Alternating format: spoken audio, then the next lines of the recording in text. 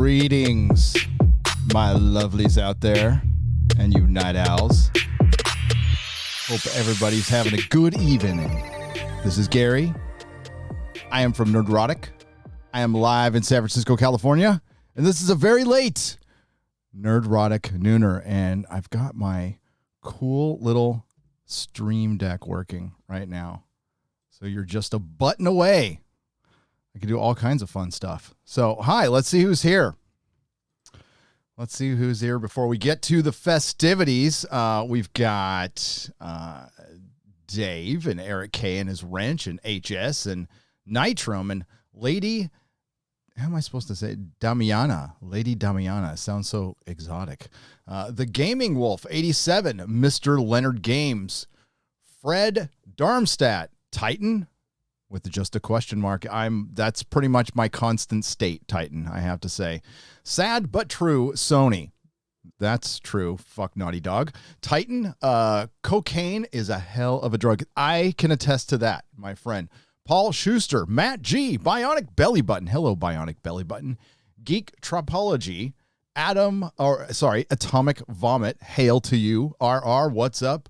L Argo 30, Nicholas Horton. And No Good. That's my middle name. No Good.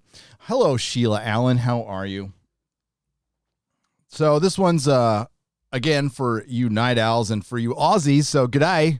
G'day, all the Aussies and maybe some early birds in the UK. Normally, the Nerdrotic Nooners at noon, but this month, I have no idea what time they're going to be when they happen because I have to make videos too. So I spent all day making a video. That's why we're probably not going to talk about George R. R. Martin too much because I think I said it all in that video. Maybe. We covered everything basically that went on over the last week. It's a bit of a roller coaster because I start out kind of giving him a lot of shit, but then I end up defending him. So they did attempt, the SJWs did attempt to cancel George R. R. Martin. Good luck with that, by the way. So we're starting to see everything implode now. Hollywood, sports, entertainment in general. I think the only thing that's going to be free of destroying itself just because it's so massively big right now is gaming. And Hollywood will be owned and operated by Amazon and Netflix maybe by this time next year. Who knows? So as Hollywood is imploding and they're eating themselves, they might be unintentionally more entertaining than when they were intentionally. Does that make sense? With this whole Ellen thing, which I normally don't talk about that stuff on my channel, but it's fascinating. I'm absolutely enthralled with what's going on with Ellen and, Jimmy Kimmel. He's supposed to be coming back doing the Emmy Awards, right? Is he doing the Emmys or the Golden Globes? I can't remember. I don't really care because I'm not going to watch either of them. We can talk a little bit about the Hugo Awards and what a fracking joke they are. If you saw, I put up one of the acceptance speeches. We will go over that. I put it up on Twitter, and that's only one of many. One of many. Pretty much the whole Hugo Awards was America is anti-black, and it's a horrible place. Oh, by the way, thank you for the award, American Publisher. So, yeah. So what happened with the sci-fi and fantasy community is 5 years ago is what Comicsgate is now and what the Fandom Menace is now, except the sci-fi and fantasy community, I mean, they got their asses kicked. They lost. So there was this sad puppy movement. You can't look it up anywhere because it's just all on Wikipedia, so it's all really biased. They call it an anti-diversity movement, which that's not what it was. It was trying to keep SJWs out of sci-fi and fantasy. I mean, good luck with that. They completely took over. They infiltrated it, and now they are trying to cancel George R. R. Martin. There's no stronger proponent for or commercial for self-publishing at this point. The comic industry is not far behind. We are nearing the reckoning, the beginning of the end for Star Trek, Doctor Who, and comic books right now. And the whole Whisper Network thing it's kind of perfect. It sums up what the comic industry is. It went out with a whisper. It went out with a whisper. So when they had these, I don't know, 4 to 5 months to get together, plan, try to rebuild the comic book industry, build a new foundation, try to bring in new customers, they just spent the whole time trying to cancel each other, squabbling. And I do have to report some serious news. It's on his Facebook. So as much as I like to give Brian Hibbs shit, and I love to give him shit, I hope he gets better. He had a heart attack last night.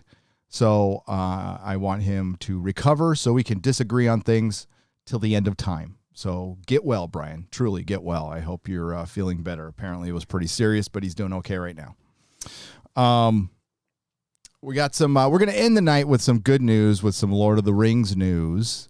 We are, again, going to go over, there's a weird tweet put up by BBC America trying to insinuate that there's more to come from Doctor Who. What they meant basically was the Christmas special or the festive special. We're pretty close to the beginning of the end of Star Trek, with 23 weeks in a row of Star Trek, which I will be covering. Again, the sad state of comics. But I am going to start out by, I was going to do a video on this. I may clip this out as a video. I may not. It depends on how it goes. I've tried to start this video 20 times. And it just hasn't worked out because I don't know. I try not to get partisan here. I don't, because I'm not a partisan person. I'm very centrist, very by the issue. And I've not been a registered Republican or Democrat at any point in my life. I've always been a registered independent. That's when I even could legally vote. For that very limited time I was allowed to legally vote. I can't legally vote now, I'm sure, but I'm sure in California they count it. I guarantee you they count it. So I, as you guys know, am leaving the state of California. When the year began, things were fine. I had no intention of leaving. I heard of this thing called the beer bug. I heard it might come over here, but I was told it wasn't that serious. I believe it was the World Health Organization that was saying it at the time. This was in January. So didn't think much about it, was going about my merry way. We were worried about, I can't even remember what it was now, that thing, COPA, that was coming to YouTube. That was probably my biggest worry, and it turned out to be a big nothing. So yeah, beginning of the year was great, and here we are halfway through the year, and I'm moving. I'm fucking moving. My kid doesn't have a school to go to. He has special needs, so he requires school. We put in a lot of time and effort and money to get him into a private Catholic school here in San Francisco, to get him out of the San Francisco curriculum. And that school got shut down for the rest of the year. That program got shut down and no replacement was given for my son. So he's going to miss a year of school. He's just going to straight up miss a year of school. We're going to try to homeschool him as best we can, find a tutor, again, at great expense. And that's just one worry. That's my main one. Also, prior to March 16th, my wife, Melissa, Mrs. Nerdrotic, owned a salon called Secret Agent Salon. I can say where it is now because it doesn't exist anymore. It was on California Street, 2843 California Street in San Francisco, California, right below Pacific Heights, the hoity-toityest neighborhood in the city. She had the hoitiest clients. She still does, by the way. And A-list clients who are CEOs in Silicon Valley, clients who used to be supermodels, clients who are current supermodels. She has done the hair of Kimberly Guilfoyle. You might have heard of her. She's done Gavin Newsom's hair. She's done a lot of people's hair. A lot of rock stars. She's been flown around. So, yeah, my wife is actually the rock star in the family. She makes the most money. She's been written up in Vogue and multiple magazines, like every fashion magazine you can think of, for 20 years. 20 years. She was the creative director of one of the biggest salons here in San Francisco called D. Pietro Todd. She was a mover and a shaker. She had to shut down her salon. She sent out her letter today to her clients just when she was starting to feel better. She called me. She sent me a little emoji with like a broken heart on it. So I called her to make sure she's okay. She's okay. But having, the only, God, it's hard to talk about. So this is her live stream, and it went up in smoke. I guess the only thing she can walk away with is she went out on top. It took the government shutting her down. It wasn't that she went out of business because she was incompetent or lost her talent or anything. It was an act of, I won't say an act of God, an act of somebody who thinks they're God, an act of inept politicians who don't give a shit about their constituents. Now, I, of course, live in a Democratic city, so I will be giving them some shit. Sorry, not sorry. I chose to live here, and for the most part, didn't bother me. Again, I'm a centrist by the issue person, but I'm not like hyper political. So it just didn't affect my life. It was expensive to live here. Parking tickets suck. Every time, you can't even park in front of your house for a week straight. You have to move your car because of the street cleaner. That's fine. That's city living. I get it. I didn't really have a problem with it. The reason I moved here to begin with, I was born and raised in San Diego. I moved to San Francisco 18 years ago, was Melissa. So we both had careers, but hers was the rock star career, and I was selling auto parts. So I could do that anywhere. So I transferred up here, moved up here. It wasn't like my life's dream to live in San Francisco. I liked it, thought it was a cool city. I'm like, cool, I could live there, because she's here. And we built a little life that we're pretty proud of here. We bought a house. I owned that business that I talk about too much, the comic shop, for 10 years. I also, worked for Toyota, worked for Tesla, worked at a little German car shop run by a bunch of racists. That's a story for another day. Yes, hardcore. Like that word racist gets thrown around. No, these guys were like legit. I hated working there. It sucked.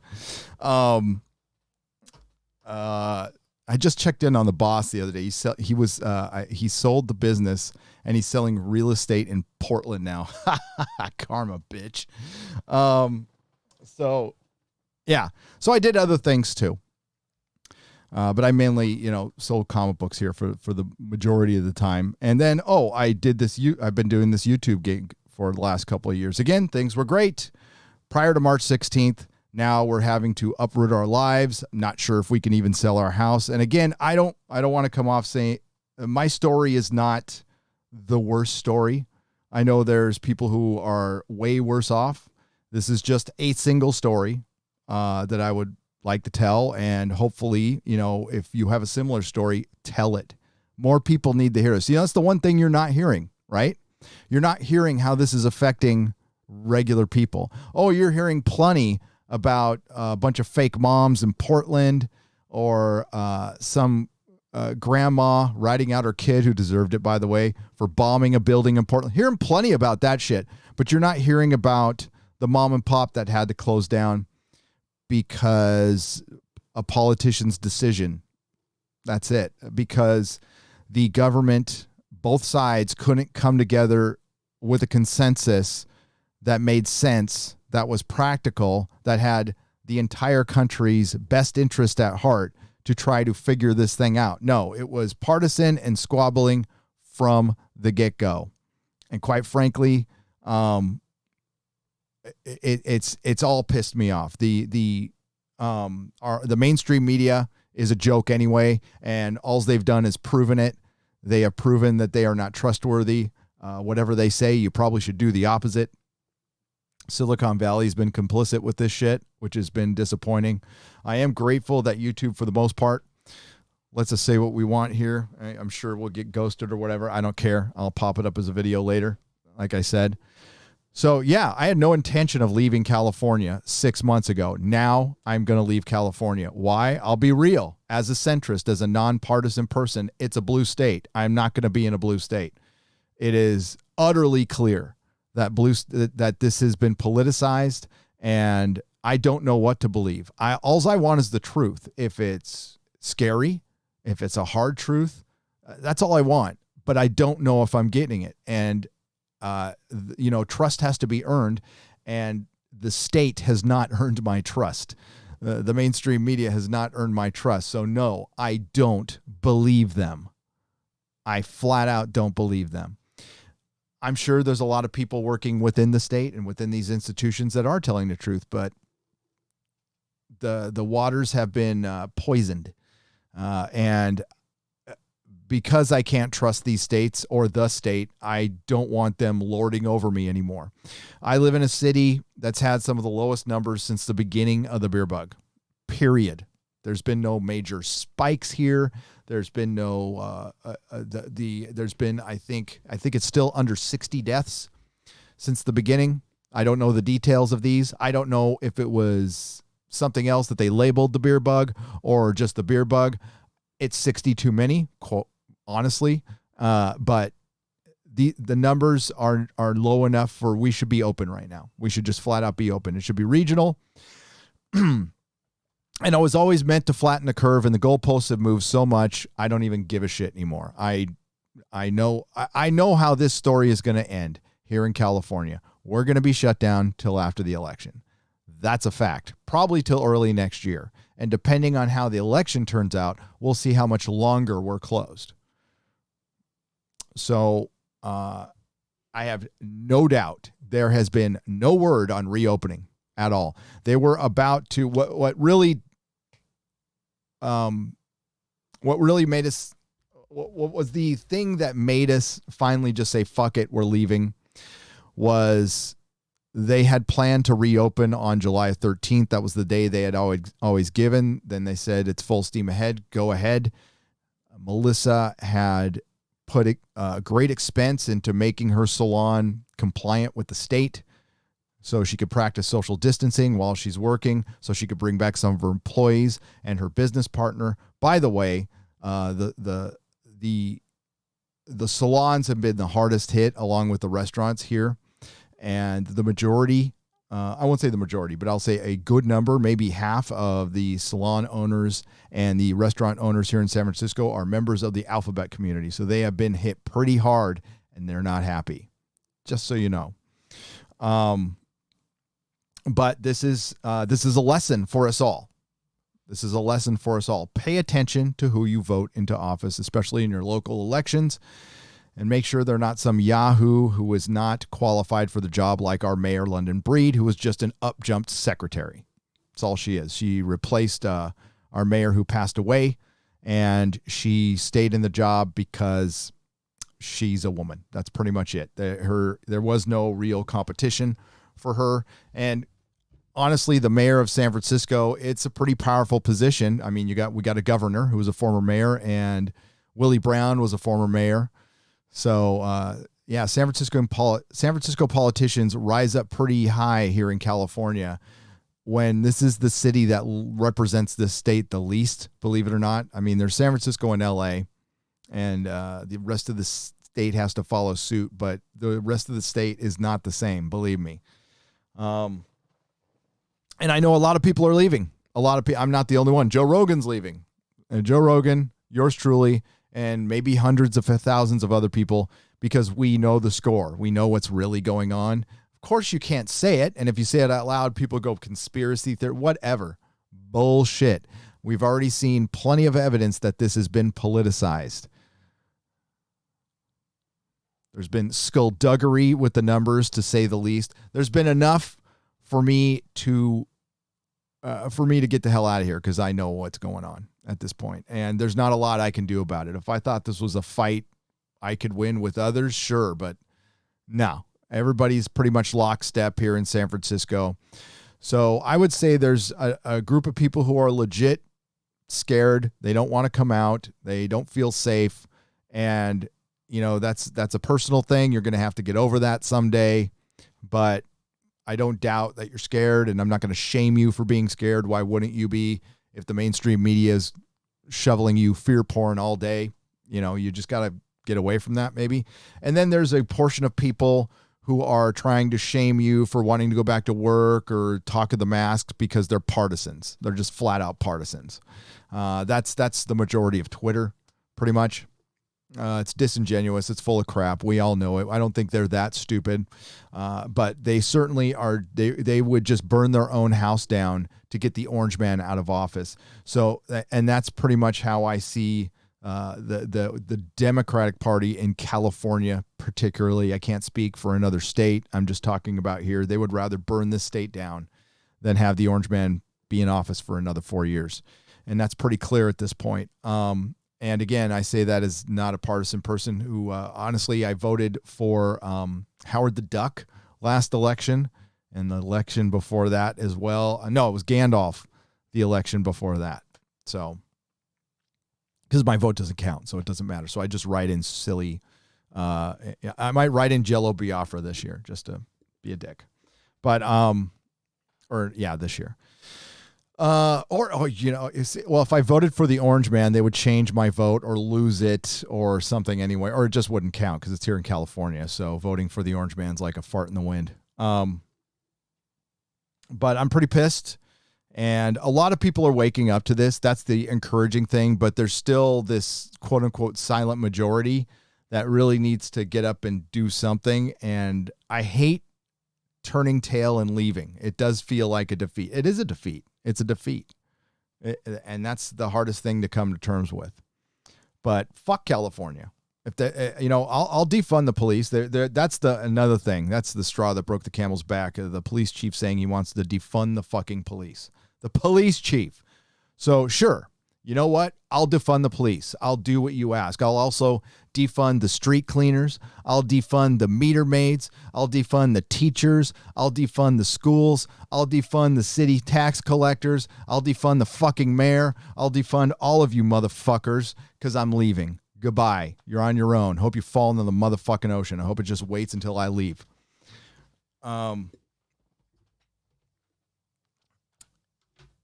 Because they don't give a shit. And I'm sure there is a million stories out there of people losing their restaurants. The Bay Area has lost 300 restaurants. It's going to lose at least 100 salons. The nail salons, who are largely owned by the Asian community, they are dying out right now. And they have actually banded together with the salons to try to get something done. And they have been trying to and I don't blame them, man. Pull the freaking Asian card. Do it as much as you can. And they aren't getting anywhere with it. So, wow.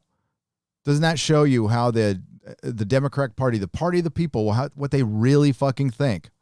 If you're lockstep with us, you're just fine. But sorry about your business. Here, we'll give you some more PPP money. Well, here's how this is going to play out. The federal government is in a sticky situation because right now the states it's adversarial. It's adversarial. So they're trying to trap the federal government. They're trying to get them to send troops in. They're trying to get them to withhold PPP money so they can go, look. And people play along with this shit again, because they're partisan. And those of us in the middle who can see what's going on go, whoa, wait a minute. And you know what? The federal government hasn't been perfect on this either. Not even fucking close. Okay. So I'm not going to sit there and say they've been, this Fauci idiot. No, I don't know what the truth is to this day. I don't know. And I don't think I'm going to get it. Well, I'm not going to get it from the mainstream media. If you look hard enough, you can find some kernels of truth. But when you see YouTube and Facebook and Twitter banning videos of doctors just because they're partisan and just because it came from one side. And of course, I believe that both sides should be heard equally. No videos should be banned. And the reason they're being banned is not because of public safety. It's because of partisanship. But they'll claim it's public safety. And we're watching this whole fucking game play out. And we know, we see the puppeteers. We see this shit going on. And we're not doing anything. Because of comfort. We just want to go back to our comfortable lives. I mean, it's not a judgment. It's not bad, but because of comfort. But they want to take that away. They have taken that away. It is now gone. They have invaded our escapism, every facet of our lives, sports, every fucking thing. So yeah, I've been battling this culture war here for a couple of years on my channel, and I again, I can't afford to fucking move, and I'm not asking for money here. I mean, I'm able to do it. We were able to save money, but the frustrating thing is we played by the rules. We did everything right. We paid our taxes on time. We showed up to work on time. We paid our employees on time. We paid our small business tax, our property tax. I just paid my income tax, and I felt like a fucking sucker. I was paying my income tax while people were burning down American cities. Tell you what, that's not going to happen again. So I would like the cities to stop burning first. But yeah, I'm not going to be paying for this shit. Tell me Portland isn't organized. So those group of people just spontaneously attack that building every single day. Where are they getting the money? Where are they getting the stuff? Where are they getting the gear? I mean, it's fucking Portland. It's where the young go to retire. It's a bunch of people who have urban gardens and ride around on unicycles with pythons, half naked, and they own a socialist bookstore. They're not that fucking organized. I have friends who live in Portland. Portland defines my generation, which is the greatest disappointment. The greatest disappointment. Punk rockers who like to follow rules. Bunch of punks. So the first part of it, this is going to be a long process. So the first part of it is moving out of San Francisco immediately because it has been shut down, and at least San Diego has shown that they will defy this as much as they can. And it's a more spread out city, so it's not people on top of each other. And I can go to San Diego and know if I defend my property, the town I'm going to will back me up. They won't arrest me or anything. So if somebody tries to come to my house and I don't know, take care of business, shall we say, I won't end up in jail. Here I would. Here I'm expected to just leave my house and give it to whoever breaks in. This before the beer bug, before all the rioting and looting, the cops weren't responding to shit anyway. You all saw that memeology video with those people cleaning out the Walgreens. That was the Walgreens down the street from my comic store on Ocean Avenue. And if you walk into a Walgreens and take just under $900 worth of shit, they're not going to arrest you. So, I mean, come to San Francisco and grab some shit if you want to. I don't give a fuck. I mean, it sucks for the businesses, but they're going to start shutting down. I mean, Walgreens isn't, because they make a killing selling opiates up here. So they're just fine. The epidemic is pretty bad up here. Believe it or not, despite the lockdown, the Tenderloin is still open for business. But you can't get a fucking haircut. That's why I'm leaving Clownifornia, because it's a fucking clown show here. And it didn't always used to be this way. I used to like some of the weirdness. I dig some of the weirdness, but if the weirdness now comes, well, the weirdness used to be fun. Now the weirdness is mental illness, and that being used, basically a bunch of useful idiots at this point. So, no thanks. No thanks. And, I mean, like, I could just chalk up reason after reason. You can get your D sucked down on the Tenderloin, but you can't get a haircut. You can buy all the pot you want, but you can't vape for some reason. And the only reason I'm stuck on that one, because that makes no sense. Although, I mean, the pot lobby is pretty good. Listen, go ahead, 420 away. Okay, no judgment. I'd smoke all the damn pot you want. But I mean, how many times have I heard like pot is practically good for you? It's like, oh, come on, please, it's smoke. I don't know. I guess this new weed, synthetic weed, is popping. I heard it's nothing like the stuff I had when I was a kid. When I smoked weed, there were sandburrs, and I had to walk to the pot dealer uphill both ways. So yeah.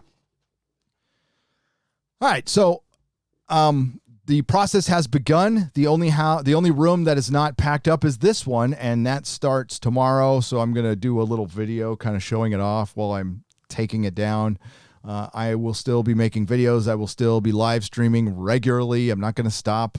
And I am moving to a much bigger studio I believe, on the 13th, and you'll probably notice it by the end of the month. So everything should be up and running back to schedule on September 1st. But I'm still going to do Nooners. Friday Night Tights is still going to be Friday. We're still going to do the Inquisition. The Exozone will fire up later in the month. Going to do bag and boarding with Az tomorrow at 10. Again, my video is done. I just got to make a thumbnail. I worked on it all day today. But moving down to San Diego, North County, immediately. So Melissa's there already in a house that we're renting temporarily while I go on an occasional road trip, like once a month, to go check out a state to see where we want to live. Probably hang out for like 3, 4, 5 days to get a little bit of the vibe. There's a bunch of places I've been already, so I know what they're like. Like Scottsdale, Arizona, I've been to a million times. Phoenix, Arizona, Las Vegas, I know intimately. But it's a blue state now. Or Vegas, it would be Vegas like in a minute. But Arizona is a possibility. Texas is number 1 on the list. I'm going to check out San Antonio first and other places. And we'll go from there. Idaho's not out of the question. Not a city. Not a big city. The burbs is fine, but it has to be outskirts. Like, I'm not going to be anywhere near a city anymore. And I don't think I'm the only one. I think there's a lot of people thinking about that right now. And they're calling it white flight. No, it's just flight. My neighborhood, I'm actually one of the only white dudes within 3 or 4 blocks. And there are 4 for sale signs in my direct neighborhood. Like, you can see them from my house. That's like seeing 4 unicorns at once. Property just doesn't go for sale in San Francisco like this. And again, 4 houses in my direct neighborhood. So it's probably everywhere. People want to just get the hell out. Melissa's business partner is getting out of the state, He's moving to Florida. By the way, Florida, get ready for an influx of a lot of San Francisco gay men. A lot of alphabet dudes are going to be on their way to Florida. I mean, there's a big community there anyway. It's just going to get bigger. That's all. But be ready. Well, they all have second homes in Florida anyway. I mean, so you might not notice a difference at all. So that's my CalEXIT.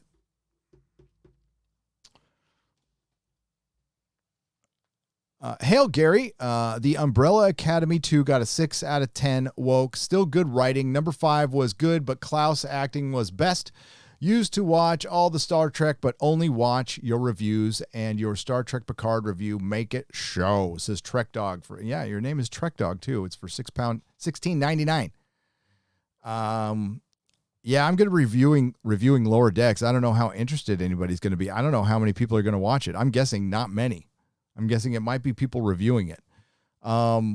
So I will probably do a full review of Umbrella Academy 2. It's not as good as season 1. Nowhere near as good as season 1, which was like a 9 out of 10. There's 2 storylines in there that are just straight up for the checking the boxes. But number 5 is brilliant. Klaus is great.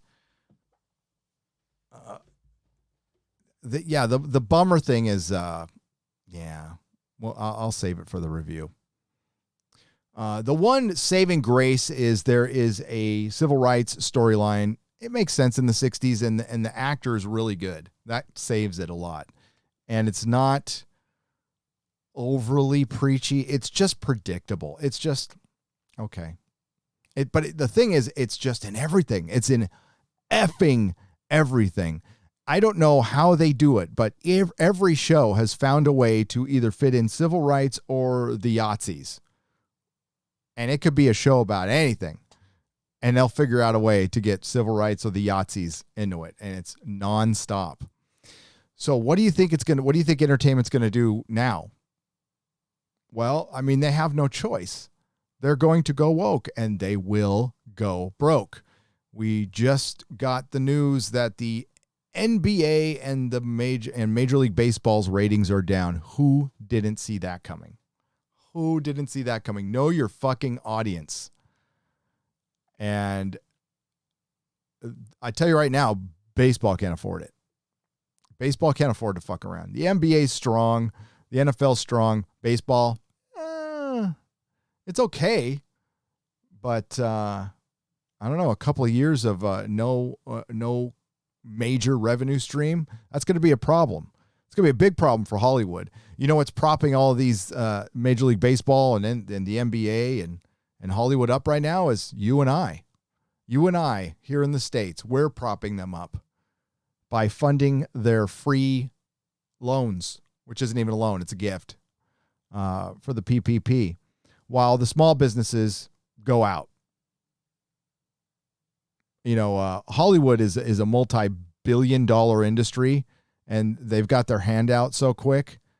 You know, we're paying for the comic book industry. We're paying for Steve Jeppy and Diamond Comics distributors and comic book creators who simply just want to destroy. We're funding their it frustrates me, but it won't last forever.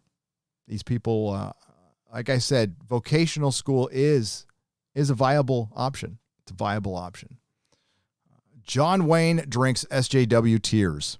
Hail, Gary, did you watch Robert Davi call out Hollywood for their disgusting behavior? Yes, that's been all over the news today.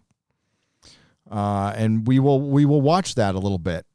He went on the news a little while ago, and he went on. I didn't get a chance to go over all the audio, but we'll check out some of it. But Robert Davi's, he's a known conservative in Hollywood. There's a few of them. There's a few conservatives in Hollywood who are very, Dean Cain is one of them. So yeah, Robert Davi knows what's up. But Robert Davi's always been like that. I don't know if he's making the news now because he's one of the few people who's been pretty consistent over time. Robert Davi, you would know him. Oh God, what has he been? And he plays, he was in, it's on the tip of my tongue now. Oh, he's in a huge movie. He always plays like a mafia guy or a criminal. He's a good actor though. Mr. Fish's alternate reality for 10 Australian dollars. G'day, Mr. Fish. G'day. Yeah, when I tell that CalEXIT story, I get fucking angry. And I don't like sitting in my anger for a long, long time. But if it was happening to me, I'd feel differently about it. Cause I don't know, enough shit's happened to me. I don't like living in the victim space. Like, woe is me. I got fucked over by the state. Wow. You know what? A lot of people got fucked over by the state. You know what? George Floyd got fucked over by the state. Wasn't the nicest guy in the world, but he didn't deserve to die. But then the state fucked us all over by not putting their foot down and stopping any of this shit, which they could have, by the way. Did you notice how quickly the chode got cleaned up when they decided it needed to go? Like they tried to say, well, it was really hard for us to get them out there and they're just being peaceful. No, they could have removed them whenever the fuck they want, just like this shit in Portland. They could stop that whenever they want, but they won't. And what that does is it hurts you and me. Every time one of these corporations bends the knee to this crap and they donate to BLM, which doesn't have the interests of all black people in America's best interest. They don't have. They're there for a party, trying to be somewhat non-specific about it. They're there for a particular party, so they don't have the best interests of all black people, just some. And by bending the knee, you are exacerbating this. I said this when Bad Reboot came out and asked for no more white comfort. No more white comfort. Although their entire business is a luxury, so it's reliant on white comfort. So I'm not really sure what they mean unless they're part of this, and they were. That's essentially rooting on the violence. It's no difference. You're just rooting it on. You made it worse. So we all sat back and watched, and I'm going to remember every little bit of it. I am. So, it's going to make it very hard to enjoy entertainment, even when they decide to stop getting partisan. Maybe if they decide to right the ship. Well, I'm going to remember that these companies essentially were rooting on rioting and looting, telling us it was just property. A lot of their employees were telling us, and that's all actors are. They're employees. They're contract employees. Adult pretenders. They were rooting this shit on. The rich people behind in their gated communities or in their gated mansions were rooting this shit on. Ask Brie Larson. Brie Larson co-signed defunding the police. So did Natalie Portman. Two of the big stars at Disney's Marvel. Want the police gone. I would definitely say, because they hire the police to block off roads for premieres. The police have probably looked the other way many times when they have pulled over an actor or an actress when they were unconscious behind the wheel of a car, puking all over themselves, ODing on opiates with an expired lady of the night in the trunk. There's a lot of that happened. I would definitely say the police should stop defending them, treat them just like the rest of us. I would be all for that. I would. So yeah, we could start by don't protect Brie or Natalie Portman anymore. They're on their own. See how they do. I'm sure they'll hire all their security and everything. Yeah. So that's going to be hard to forget. I mean, that's why it's, and maybe they'll figure this out someday if there still is movie stars and if there still is a Hollywood, because honestly, I thought Hollywood would survive just fine. It survived depressions. I didn't think Hollywood would crash and burn through the beer bug, but they could now, because without movie theaters, they are fucked. We're all starting to understand like how streaming works, how much money they actually make from streaming. And guess what? It's not a lot. It's not a lot. But we've been entertaining each other just fine. So what I've been doing, I think what a lot of people have been doing, just reading old books, reading old comics, watching old movies, watching live streams, creating myself, spending a little more time with my family, hanging out with Nerdrotic Jr., which is my favorite thing to do. And we went on a little walk today before the live stream. And we don't need them. We don't need movie theaters. We don't need Natalie Portman or Brie Larson. I mean, thank God for Brie Larson. Thank God she's here on YouTube and making an idiot of herself.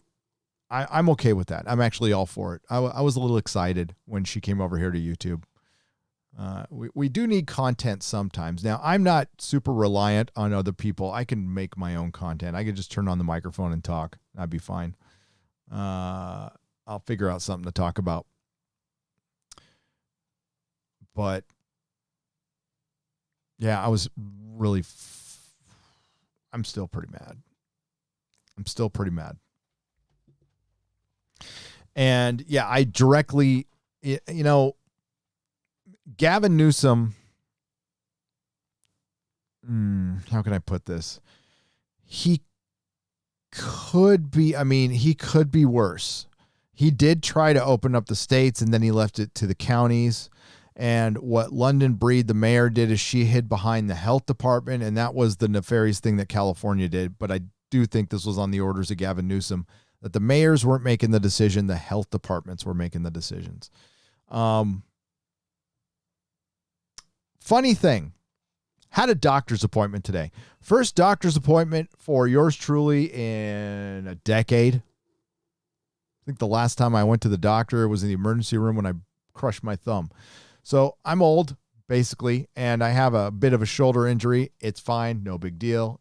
Little physical therapy, and I'm old, but it's a rotator cuff thing. But while I was on hold for the hospital, because I did a video doctor appointment today, strangest thing on the hold message, and this is for Kaiser Permanente in Daly City. If anybody wants to call and check to double check what it said, because this is what it said. I'm paraphrasing.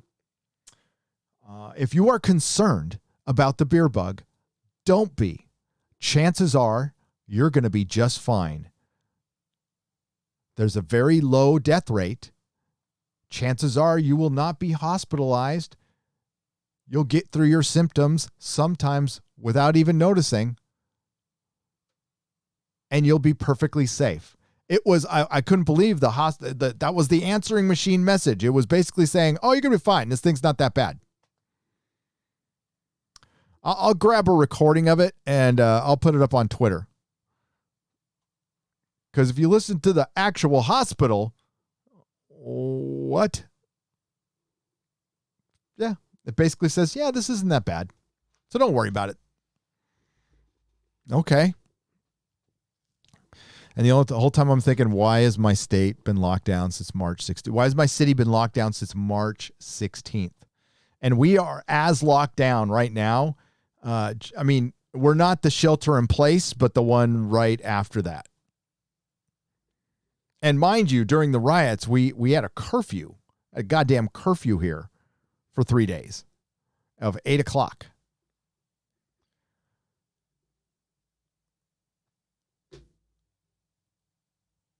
Wokeites are totally unfallible. The woke excess media is burning down the common ground on which we build colorful friendships. The humble grumbler for $4.99. The thing is, it is going to fail because we are essentially funding this shit. Listening to those speeches at the Hugo Awards last night, because I was doing the research for the video, and half of this research just didn't end up in the video because I didn't want to make half of it about the Hugo acceptance speeches because they were just fucking cringe. But we will go over them on Friday Night Tights. I was going to do it on a nooner, but I think it would be better with the guys if they heard some of this. But we can most definitely listen to one right now. Hang on just a second. Oh shit. I'm sorry. I didn't have the which one do I want to do? This one? There we go. I didn't have your that up. I'll fix that. When I import it over to Nerdrotic Live, I'll make sure I get the chat in the beginning of that. I can fix that. But let's go to Twitter. Jeremy offered Jeremy offered to take my Twitter for a week, and I might do it. I might give him my password to see if he can get me kicked off. So I'll warn you guys when Jeremy takes over my Twitter. Here it is right here. Oh, here it is. Here it is. So let's go to, is it article? There. Ah, man, this Stream Deck is awesome. I got El Gato, the cat Stream Deck.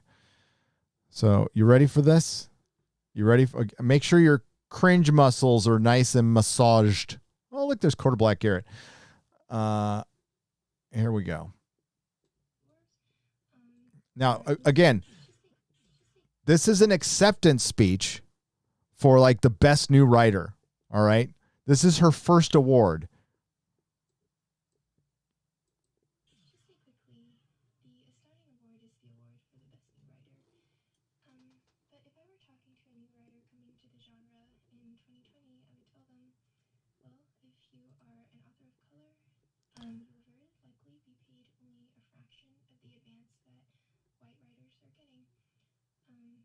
Can you hear that? It sounds really low. Hang on. Let me start it again.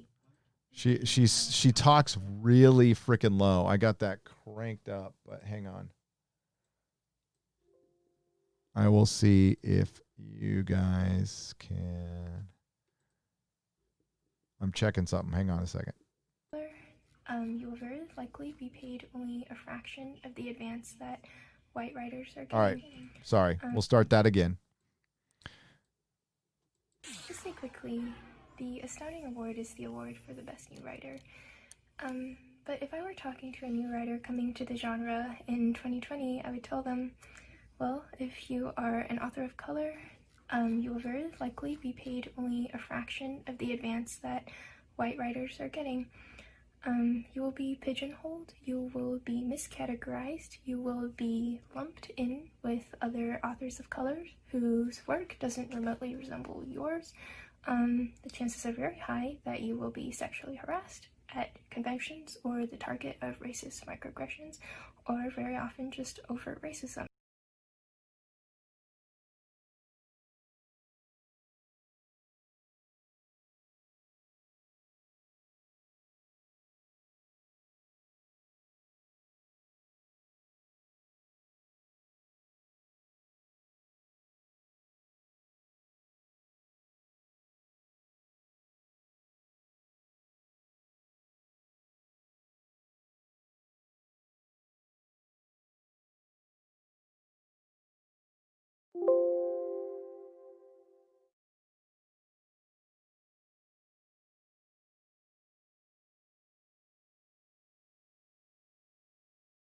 Just say quickly, the Astounding Award is the award for the best new writer.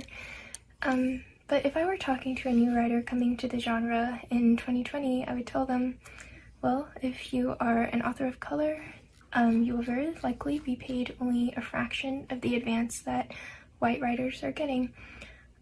You will be pigeonholed, you will be miscategorized, you will be lumped in with other authors of color whose work doesn't remotely resemble yours. The chances are very high that you will be sexually harassed at conventions or the target of racist microaggressions, or very often just overt racism. People will mispronounce your name repeatedly and in public, even people who are on your publishing team. Your cover art will be racist, and you'll have to push against that. And the way people talk about you and your literature will be tied to your identity and your personal trauma instead of the stories you're actually trying to tell. And if I had known all of that when I went into the industry, I don't know if I would have done it. So I think that the best way that we can celebrate new writers is to make this industry more welcoming for everyone. Wow. That is gratitude personified, don't you think? That was like, hey, thanks for the award, racist. Oh my God. I need Az's clown horn right now. So you're going to get sexually harassed at conventions. Your cover art's going to be racist. They're going to lump you in with other people. I don't want you to focus on my identity, but you need to focus on my identity, and then you lump me in with other people and you can't pronounce my name. That's a hate crime. By the way, if mispronouncing a name is a fucking hate crime, then everybody hates me. Because if you didn't hear me pronouncing my name, you would not know how to pronounce it. Shit, my entire family. We've got Beeklers and Buchlers. They can't even agree within the family how to pronounce this name. And the reason is, by the way, it's because it was given to us at Ellis Island. It was supposed to be Buckler or something like that. Doesn't matter. Doesn't fucking matter. It's Beekler now. Sorry, that was a long process to lead up to probably one of the most cringe things you ever. And that wasn't the worst acceptance speech. That was just one of them. So we will go over the rest on Friday Night Tights. You know what? I tried to test Az's blood pressure as much as I can. It's a pastime. It's a pass. By the way, I heard I made a list. I heard I made an awesome list. I should probably retweet that. Don't you think? On Clownfish. Hang on.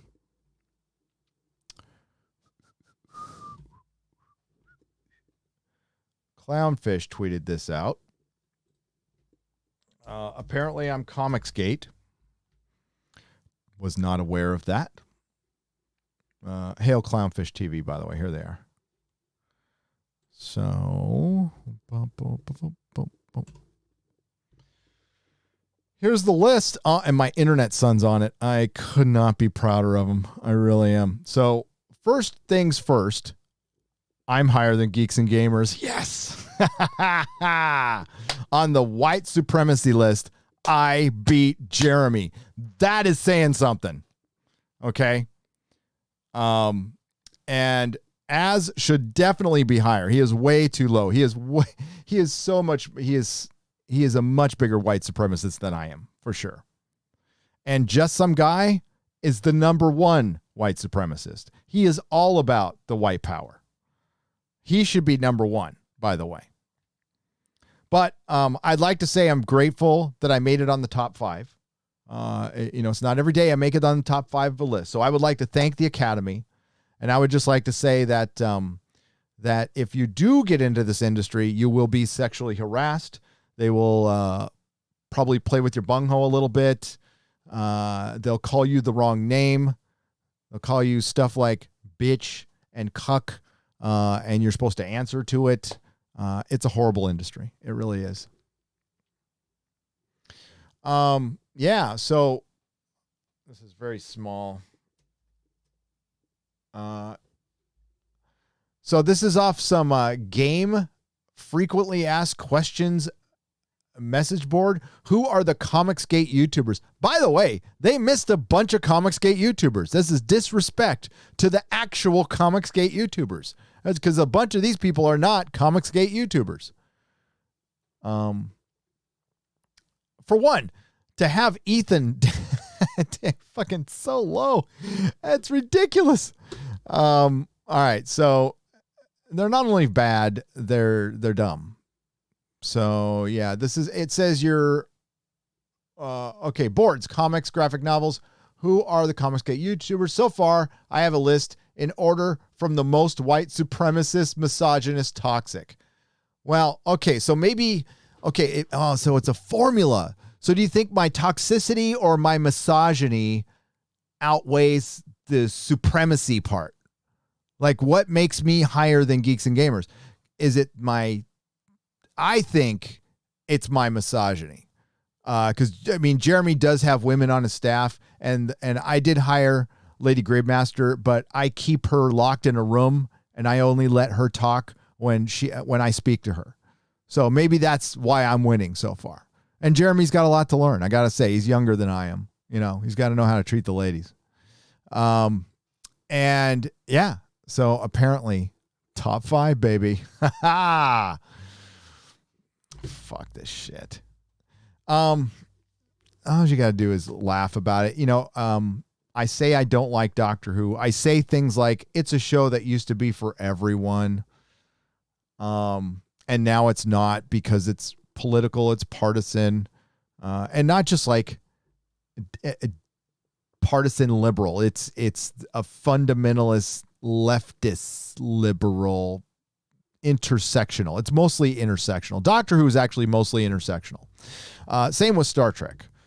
And that's the problem I have with it. I didn't have a problem with it before, but I always noticed at my YouTube viewing parties, the skinheads who came to watch Doctor Who, skinheads love Doctor Who and they love Star Trek. Uhura is their favorite in Star Trek, and Captain Jack is their favorite in modern Doctor Who. The skinheads, yeah, such bullshit. This reminds me of the Reddit thread that was written about Bowles Trek and yours truly, and then Doomcock and yours truly. That basically, and Neon gets it right here. So this happened on the game frequently asked questions forums a week ago. Curious timing. All this right after the Whisper Network drama, Tom King versus Jay Lee, etc. Short answer: no, we are not. Nice try keywording to be as searchable by Google as possible, though. That's the motivation behind this. Whether they actually believe these things or not is immaterial. What they're trying to do is make you believe we are, okay, by doing shit like this, because then when you search Clownfish TV, Nerdrotic, Yellow Flash, The Quartering, you're going to see racist right next to it, or white supremacist right next to it, or toxic or misogynist right next to it. Quite frankly, that's probably getting us a lot more views these days. But because people know what's up. They know that, oh, they're being called toxic. They must not be that bad.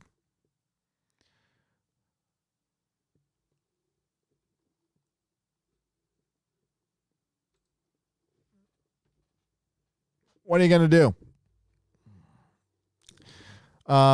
You fight fire with fire. That's all you do. So I'm going to keep pointing this shit out. And I hope you have noticed one thing. About a year ago at this time, a lot of us were getting our articles from the Access media.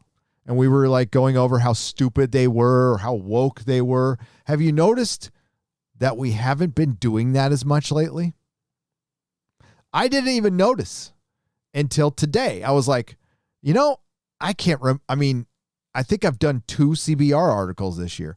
I must have did 30 or 40 last year, and I've done 2. I've only gone to Bleeding Cool a couple of times because they're irrelevant. All they're writing is listicles. They're not even writing articles to lure us out anymore because they're in the shitter. And when they do, we ignore it.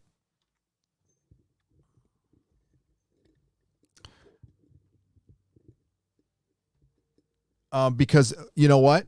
I'm going to YouTubers for news now, for entertainment news. People in the Phantom Menace, people outside the Phantom Menace. Quite frankly, there's a couple of channels that give the best Lord of the Rings news. So when you see IGN or anybody, even our friends at Bounding Into Comics, they're getting the news from the website I've been going to for 20 years, OneRing.net. The OneRing.net is the best source for Lord of the Rings news, period. There is no better, and they have been entrenched in Lord of the Rings for 2 decades. So there is no website that can do better than they do. So what people do is just watch their live streams and then report on it, which is fine. I'm going to do the same thing. That's what I'm doing here tonight. But I've been watching their live streams for a long time, and I've been going to that website for a long time, and it's run by pretty good guys, and that fandom is really cool. I hope it doesn't get fucked with, but it could. I think it's around the corner, which I'm very sorry to say. But yeah, I was noticing that. Now I have a CBR article up right here. Kelly Sue DeConnick. This is a funny article too. Like, this is the kind of shit I used to love, but they haven't been doing it as much, quite frankly. They just haven't been. It's a little disappointing. Let's get some super chats, shall we? Man, it's, I wonder, am I ghosted yet? They ghosted the Inquisition, man. I was pissed about that. Fucking Doomcock and I were kind of on fire. Our last 3 shows have been really good, if I do say so myself. I had to bail out early because I'm moving. Hang on. I'm just making sure I am not ghosted. Boop-a-doop-a-doop-boop.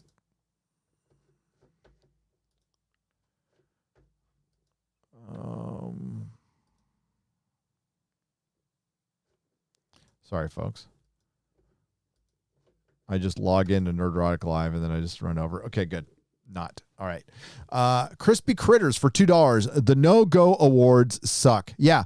So the Hugo Awards, what happened to the Hugos is the Sad Puppies incident, which was essentially the Fandom Menace, Gamergate, Comicsgate. It was falsely labeled as anti-diversity, and it was really anti-SJW, but they lost badly. They took over the voting one year, and then they got flushed out, and then they just abandoned it. They just left. So what happened was the SJWs claimed victory, which they kind of did, but the actual talent left. So this year, during the Hugo Awards, they made a point to only award Best Novel or nominate all women. So they didn't create a female character category. They just said from the get-go, this year we're not voting on any men.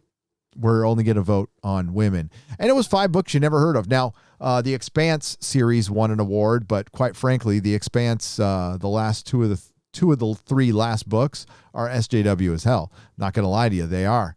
Book 6 and 7, honestly, I can, if you want to know, email me. I'll tell you what chapters you need to read. There's about 4 chapters you need to read in each book. Skip the rest. Go to the last book, because it really flies off a cliff. It's frustrating. A book series that was so fucking good for 5 books just went whew, gone. Identity Politics. Fucking Umbrella Academy, which could have been the show of the year. Instead, so far, to me right now, 6.5 out of 10. I mean, half a really good show and the other half just boring. Not bad, though. It's not bad. But we'll see how it ends. I haven't seen the end yet. So, Dreary Nitpicker for $9.99. Hail, Gary, thinking about starting a channel just for fun. That's how I recommend everybody start a channel. Do it as a hobby. If you are going in this trying to make money, it's a little late for that. I mean, it's possible. But yeah, start it out as fun. But you know what? You can take your hobbies seriously. I mean, how many musicians do you know? Tom is out there for Midnight's Edge. How many musicians do you know that take that like it's their day job? I know plenty who are just like they're in a weekend band, but man, it is their life. You could do it like that, yeah. So I do voices and made a few, and people seem to like them. What's good equipment and good video editing? Good luck on the move. Keep us posted. Dreary Nitpicker, always bounce your stuff, especially when you're doing comedy. Always bounce your stuff off people before you go on YouTube. Like always. But no, okay. So I would not, you don't have to break the bank on this one. I've always said, find a good mic. I would use you want to use, I find the Rode Podcaster, and it's a USB mic, but it's a little more expensive. There's cheaper ones out there, but that's the one I like because it balances your sound. It does everything you need to do. All you have to do is plug it in. And it's the white version of this one. I have the black one now. Because black is king. So yeah, and just you can get a Logitech 9, is it a 920? The 920 camera at first. That one works just fine. It works good on streams, and it's good enough for now. You can get like 1080p out of it and you're fine. And then go from there. I need to make my own CalEXIT. Both of my grandparents have passed away, so I have nothing here. Perfect time to get away from the madness. I'm thinking Texas, Arizona. I love guns, and Cali cramps my style. Hail! Dreary Nitpicker for $9.99. Yeah. Arizona, just don't vote like a Californian. That's what everybody's been saying to me. The country. So the reason I'm going to San Diego is because my mom is down there. My older sister is down there. My father-in-law is down there, and then a bunch of our friends that we grew up with. And dude, we're all planning on leaving. So we're going to take everybody with us, like the moms and dads and everybody. They're coming with us. Maybe we'll live on, we'll do it like 1800 style and just live in some big house together. I don't know. God damn, the preppers had it right, didn't they? Sons of a bitch. Hail, Gary. I'm not hip to comics, but I love good science fiction, and I love your podcast. Friday Night Tights and the Inquisition. Where we go one, we go all. Hail. Red Cell 6A. I appreciate that for $5. The live streaming. Oh, listen, as soon as the beer bug started, I amped up my live streaming. And I told you guys I was going to do that. I said, I will live stream more. I will be making less videos. And I produce more live streams than I do videos right now. Kai, what's up? Kai MFS for $10. So sorry about your wife's salon. Sad to see you leaving Cali. You sure it isn't just Northern California that sucks? SoCal is pretty chill. I mean, Ryan lives there, right? Yes, SoCal is chill. That's where I'm heading. That's where I'm from. But it's still California, and it's still under the control of Chairman Newsom, ultimately. While San Diego does try to resist as much as possible, and they would open up earlier than San Francisco would, and that's why we're moving down there directly. Because it's just it's just a temporary place to go. It's a big deal. You guys know this. Moving out of state, moving to a place I have, never lived before. I have been to a ton of places. I've spent a lot of time in other states, so I kind of know what's up, but it's something you got to think about. I mean, leaving California, for one, you're going to be saving a ton of money. That's great, but like the weather here is perfect. It's utterly perfect. There's no freaking tornadoes, no big storms. Gets a little hot once in a while. The only thing in SoCal that's crazy is the fires, the fire season. May the wind be at your back, Gary. Happy moving. Thanks, Leon K, for $2.99, and thanks for listening to that. I was had to get it off my chest, and I know that's not why people come here. I know that's we come here for escapism. We come here to have a little fun, have a little laugh at Hollywood's expense. And that's what I'll continue doing, I promise. And this is not going to distract from that. As a matter of fact, this has strengthened my resolve. And another thing is, Melissa is not the kind of person who's a victim. She'll be sad. She'll be genuinely sad for like a little while. Then she's over it. She's completely over it and on to the next mission. And that's what she did. She, while I've been live streaming and stuff, she's been figuring all this stuff out. So she's brilliant. Much love to you both, says David A. Scoveda. Thank you, David. I appreciate that. Right back at you for $4.99. Jedi Knight Wing for $5. Gary, my man, hope things get better for you. My good man, also, you should have your wife introduce me to some of those supermodels. Absolutely. Sure thing. Oh, yeah, she knows. Yeah. Well, the beauty industry, I mean, it's the beauty industry. There's a lot of beautiful people. California has gone full tard. Agreed. And you never go full tard. Working for the public is hell right now. Don't trust the MSM. Never, Drew Nitpicker. Never. Mr. Insanity for $4.99. Hail and thank you. There is common sense route here. Effing politics just make it a needle in a haystack in a blizzard to find. Yep, Mr. Insanity, and we have had long discussions about this on my member stream. Thank you for the $4.99. Never said the beer bug wasn't real. Never said that. It's real. People are getting sick. People have died. It sucks. It's not America's fault, as far as I know. But we still need to work. We still need to work because, oh, fuck it. I'm just going to say it. I don't care. Okay. If we don't get back to work, then we will be in a depression. And if we do get into a depression, I just want you to go look back in history and see what happens to every country. What's the fucking difference? That goes into a depression and how they get out of it. And that's, I would really like to avoid a war. I don't want to live through a major conflict, but that's where it will lead. There are people who probably want that. I don't know who that could be. So the one thing I am very, I don't know anybody who's pro-war. I'm very anti-war. But that's like saying, I'm very anti-killing. It's like I'm very anti-puppies dying. Same thing. Very obvious statement, but that's where we're headed if we don't shape up. And if we don't get our fucking asses back to work.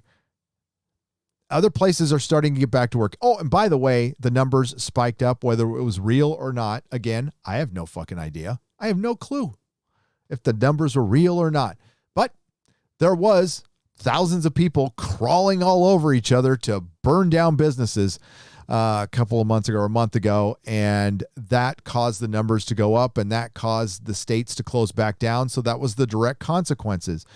Somebody decided one day that they wanted to riot and loot and burn down businesses, and they ended up damaging more businesses later to get their yayas out, to get whatever they needed to get out. By the way, the kind of person who would do that is not the kind of person who is going to be helpful to a society in the long run. The kind of person who's got the morals of, hey, I have an opportunity. And that opportunity is to burn down somebody else's property. Let's go do it. That's not a good person. There's no righteous anger that can back that shit up. You might be able to rationalize it in your head. You know what? I'm an ex-drug addict. I was able to rationalize ripping $20 off from my mom to go get a bunch of coke. Just because you can rationalize it doesn't make it right.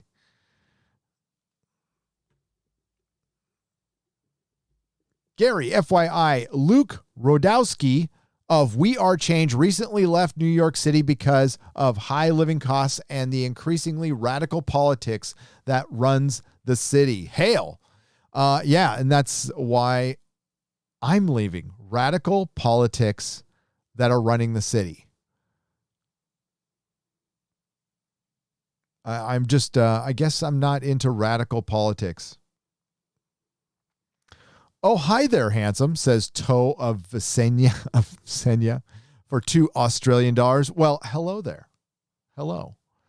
Who you calling handsome? Not me. Maybe Christopher Eccleston statue right there. Mr. Fish's alternate reality for $10 Australian. Victoria is locked down completely. Yeah. So if you guys don't know, as much as I'm bitching about California being locked down, think of your brothers and sisters. Think of both genders in Australia. Okay. Think of our brothers and sisters in Australia. The states are locked down, but not just that. The borders are locked down. You can't even go in between states. Now, if they tried that here in America, the first thing I would do is drive across the border. I'm that kind of an asshole. I would do it.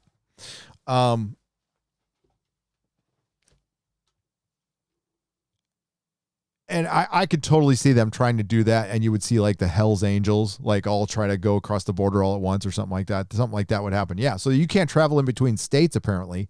And if you're in Melbourne, what was it? Lethal Lightning was giving me shit. Melbourne. Is it Melbourne? I'm going to say Melbourne because I'm an American. You're locked down. That whole city is locked down. Now, Lethal Lightning says that's a good thing, but why would I argue with him? But the whole city's locked down. You can't leave the city. Holy shit. That is scary, draconian, and I don't care how much there's a spike. That is fucking crazy. And we're now 6 months into this. How much longer are we going to put up with it? You know, I mean, I'm done. That's why I'm leaving. I'm done. And I'm going to live my life as free as I want to be. You know, I'll wear a mask. I'll wear a fucking mask. I'm not going to listen. I don't like them telling me to wear a mask. I'm okay with the asking. If you ask me to wear a mask, certainly no problem. If you start mandating and threatening to fine, the asshole in me is going to not wear a mask. I'm telling you, it's my asshole will overtake common sense because you're telling me to do something. It's, you know, listen, you're going to get the same amount of people wearing a mask if you asked, if you told. It's not going to change. So just stick with the asking thing. I agree with Ripa on the mask issue. Now, I am personally going to wear one just, you know, just because it doesn't make that much of a difference, honestly. And honestly, in San Francisco, it's freaking cold out. So when you wear your mask, it's kind of warm on your face. I was out there taking a walk with Nerdrotic Jr. and it's 58 degrees. The point of the second wave is to make sure any savings people have left is wiped out. That's a good one. No, I'm a conspiracy guy. But there's a point. Reversio Amino. Sorry if I messed up your first name for $5. There's a point where conspiracy just becomes news.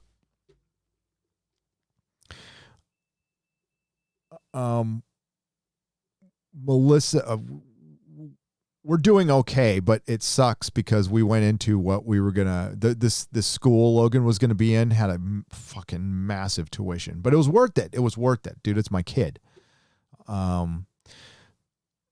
And we had to go into that a little bit, but that's okay. I mean, that's fine. It could be much worse. It could be much worse. If this thing hit in 2013 when I was just getting off like a 6-month coke bender, and I had relapsed, and I sold my store, and I had like $5 to my name, and my wife kicked me out of the house, and I had to live in a sober living environment for a month. Yeah, that would suck. That would suck.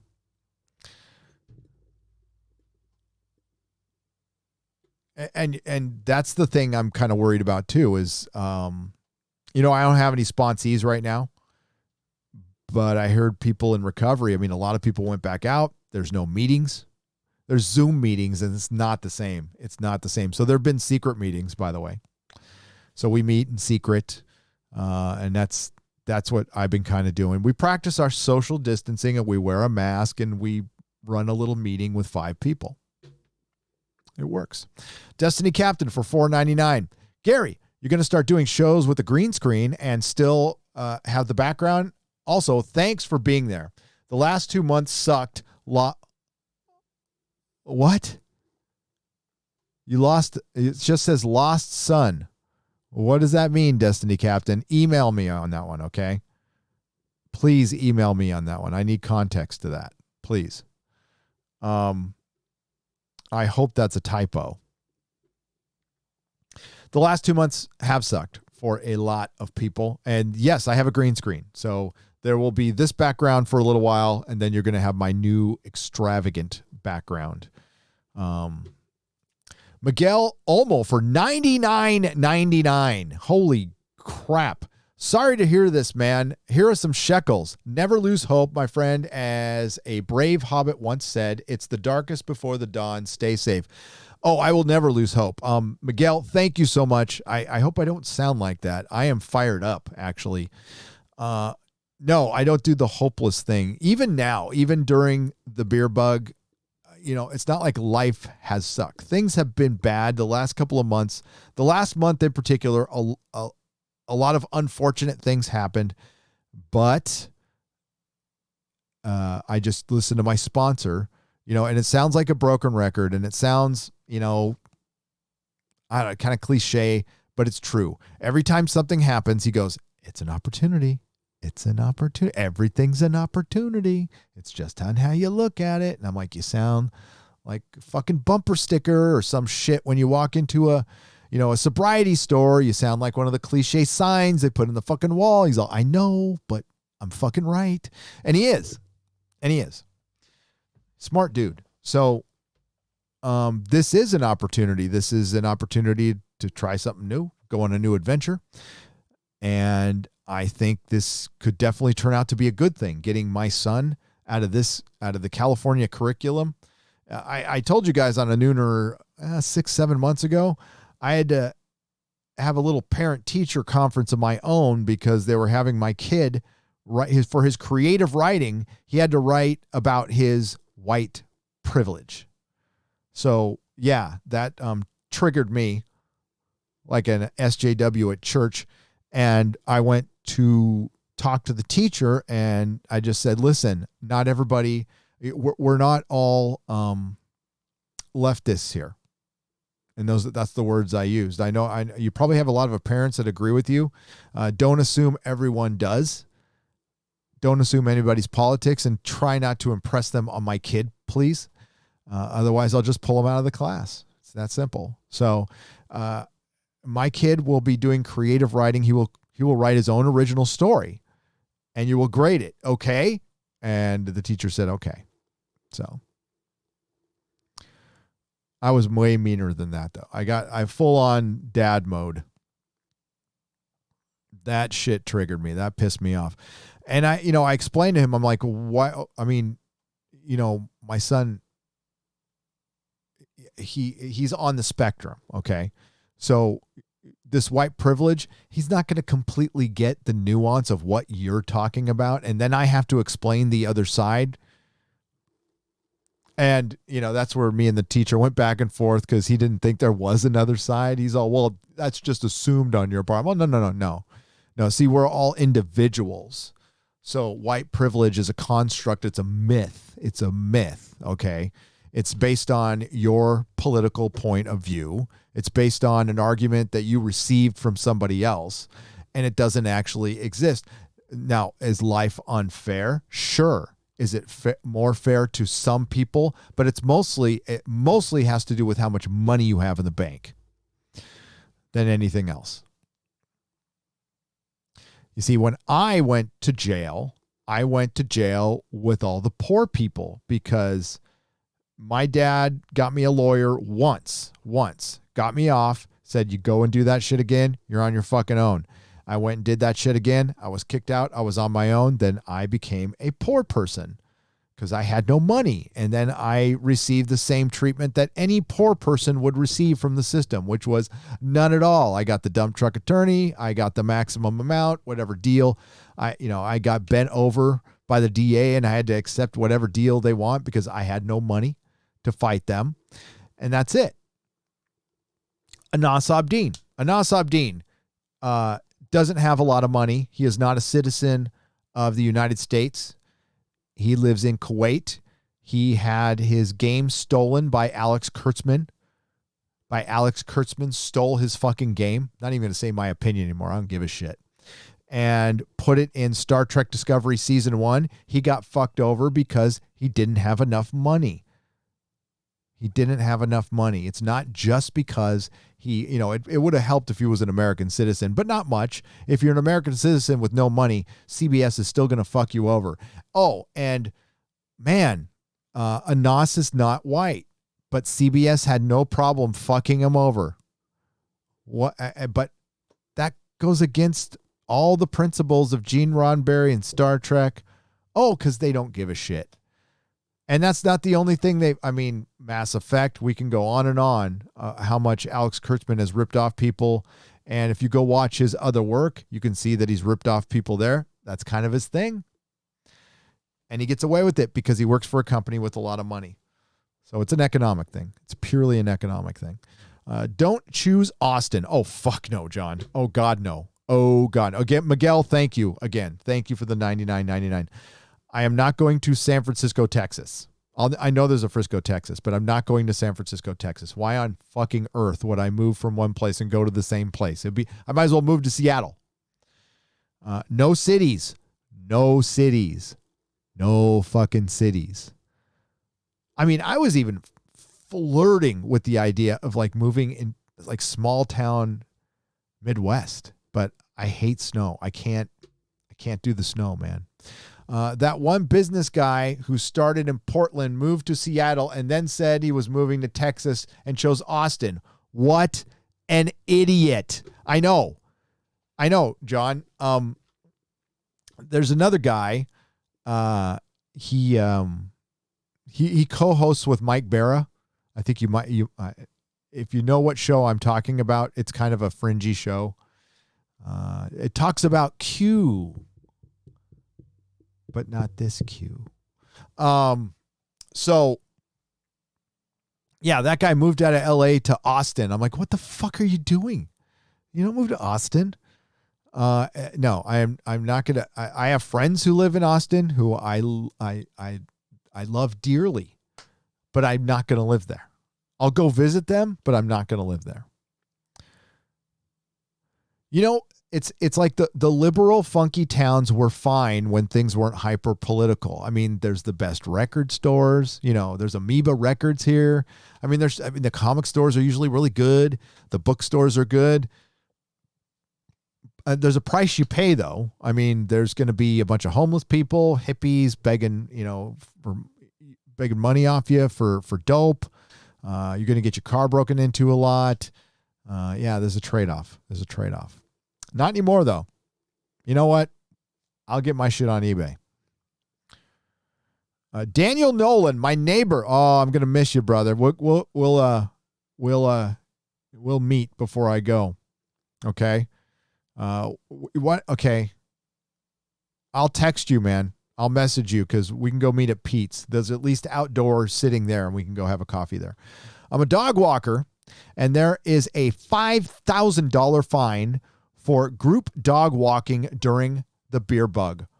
What was the hair salon fine? I don't know what the fine was. I'll have to ask Melissa. It was thousands.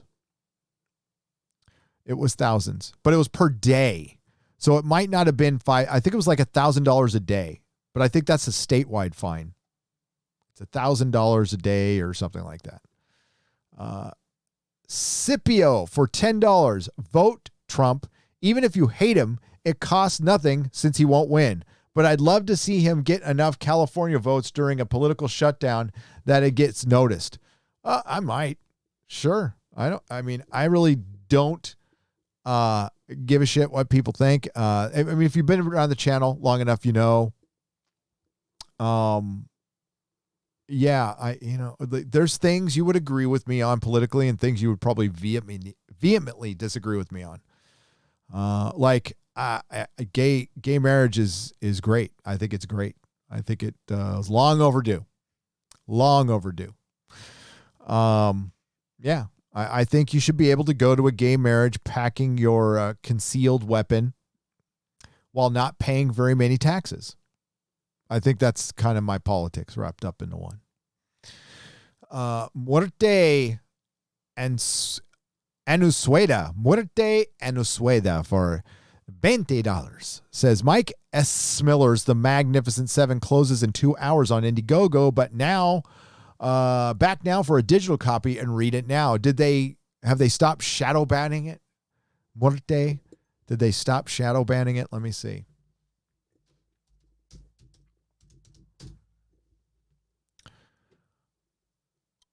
Oh, it goes right to Cecil. I hit Indiegogo and it goes right to Cecil. Hail Cecil, by the way. He was a great guest the other night. Fucking love Cecil. Let's go. Mag. Here, that should be enough. Nope. Oh, yeah. If you just put in mag, it won't. You have to like spell it out. Yeah, you actually have to spell it out. That's pretty fucked up. So let me, I also spell pretty shitty. So, that might have something to do with it. Let me see. I'll try this again. Now it comes up. 32,000. That's not bad. That's pretty good, man. That's pretty good. You know what? I feel bad for Billy Tucci because while his crowdfunding is doing good, it's dynamite, and I would have bought this book. I would have bought the shit out of this book, and I can't, man. I can't give dynamite money. Billy, if there's a way I can, if Billy Tucci's out there, I know because he's always watching my show. If there's a way I can like slip you some money and you could slip me the book without dynamite getting any money, love to do it. I'd love to do it. I'll review it. I'll do whatever. I want to pay you, but I don't want to pay them. Sorry. Can't pay kneelers. Can't pay the fucking kneelers. God, Dynamite's so fucking stupid. Look what they did. Your award for leaving California. I hope you have much success after moving to America, says Ed Powell for $50. Yes. That's good. Drake is 6. Hey, Gary, I wish I could join you leaving California, but you got to do what works for your family. Fook the main urine stream news media. Yep. I don't want to. Dude, look at this room. Do you think I want to move this room? Are you fucking kidding me? It took me years to put this room together. And now I'm going to have to re-put a new one together in like a week. I don't even know how I'm going to do it. The walls in this place are plaster, so I have to get, I'm getting cork to put on the walls, but there's a colored cork, so it'll make it easier to stick the action figures up. I have no idea. I don't know. The one great thing about getting out of fucking San Francisco is you can't get a handyman here to save your life. You can't get somebody to work on your garden unless you're uber rich. They won't even answer the phone. I shit you not. If you want to get a handyman to fix something electrical, you're on a waiting list and it takes a month. There's high demand for them, and the rich people and they also don't like coming into the city because they get fucked over all the time. So yeah, it's really kind of, everything's a kind of a pain in the ass. So I'm not going to be sorry that's gone. It jumped. It jumped. Dead Patriot. These are the times that try men's souls. Huge fan. Listen to you in Baghdad. Holy shit, for real? Just got home. No way, Dead Patriot. Just got home. Keep up the good work. Get out of commie California. Dude, you were in Baghdad? I want to hear that story. Oh, you know what kills me, Dead Patriot, is fucking ISIS destroying all of the ancient stonework, all the temple work, all the Sumerian, like those giant I forgot what they're called. But the guys with the they're not a sphinx, but it's the guys with the beard with like the dog bodies or lion bodies, and they were just drilling those things and blowing them up, and the ziggurats got destroyed. That fucking killed me to see that shit. That stuff was, I mean, they have no idea how old it was. They think it was 6,000, but chances are it was like much, much older, and they fucking blew it all up. And guess what? That's what's going on here right now. Jury Nitpicker for $4.99. Gary, I thought you knew that all white men live on yachts and have houses on Martha's Vineyard, don't you? I guess you didn't get the memo. I didn't. I was kicked out of the club, Drury, long time ago. Rich, thank you for the £5. Appreciate you. Logan for Liberty. I like that, for $10. My little brother spent 13 years going to school in Portland, Oregon. It's not California, but it's still Portland. Good luck with the move. Hope for the best for your son and the rest of your family. Yeah, Portland, huh? I have a good friend who lives up there. Now, I haven't spoken to this good friend in years. I think we're still good friends. We didn't get mad at each other. We just kind of drifted apart. His name is JD. I wonder if JD knows I'm on YouTube. Probably doesn't even know. He was a chef up at the Marriott, I think. But I lived in his house after I got kicked out of my house. I lived in his house, and it was like the punk rock wayward house where his dad was always gone working at the bar. And when he was home, he was passed out because he was an alcoholic. So all these punk rockers and runaway girls would come over to his house, and we'd just party every fucking day. And yeah, he let me live there. I just had to, I kept everybody supplied with the good shit, and I had a place to live. I learned how to be an entrepreneur when I was 15 years old. But he lives in Portland. Destiny Captain for $1.99 sent an email. Okay, I will read it, my friend. Thank you, Destiny Captain. I hope you're okay.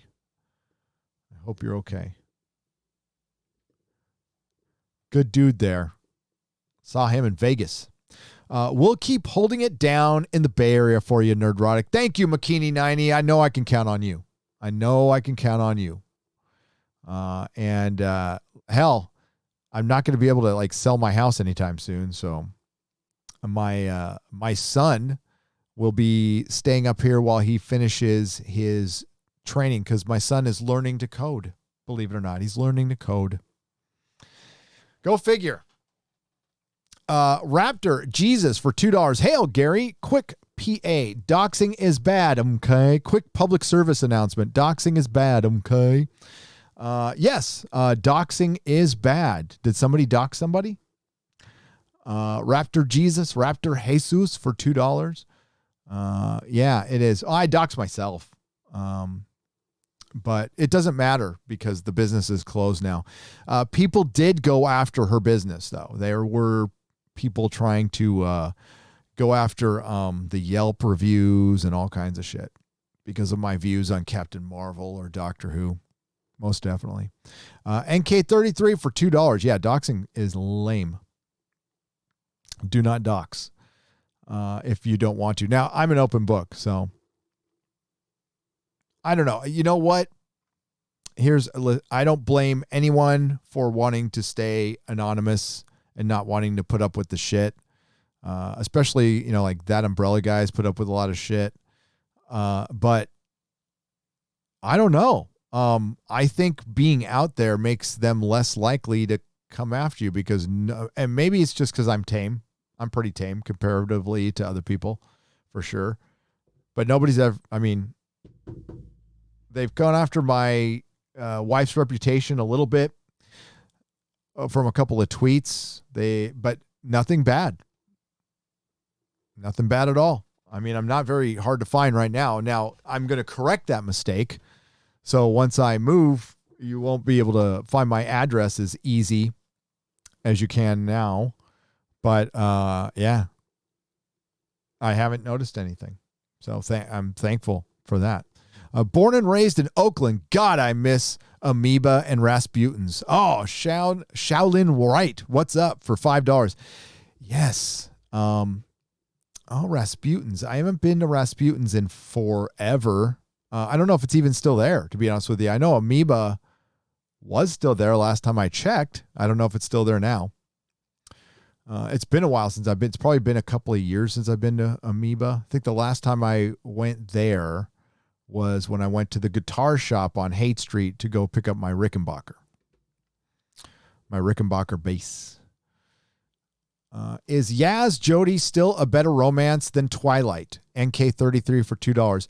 If they actually had sex, like in a porn way, maybe. But no, they're not. It's going to be, I don't know, man. I'm going to say something that might sound a little crazy, but I think I'd rather watch Twilight than Yaz and Jody Doctor Who. Because at least I can laugh at Twilight. Glowy vampires playing baseball. It's pretty fucking funny. You know what? I've seen all those movies. I've seen them all. I can't say I remember a lot of them. I think Mrs. Nerdrotic said I slept through one of them. To the point where I might have been sawing some logs a little bit, but not sorry. Avoid taking religion, politics, and the Great Pumpkin, says R. Fletch for $5. I will. I will definitely not take the Great Pumpkin. Vote Terrence Von Higginbottom on your ballot. I most definitely will vote Terrence Von Higginbottom. Thank you very much. Gray Ghost for $2. Robert Meza. If Democrats to get rid of the filibuster and bring in DC and Puerto Rico as Democratic states and make them Green New Deal, the law of the land, where do you see things going in 2024? If the Democrats get rid of the filibuster and bring in DC, Washington, D.C. and Puerto Rico as Democratic states and make the Green New Deal the law of the land, where do you see things going in 2024? Oh man. For one, not all of those things would happen.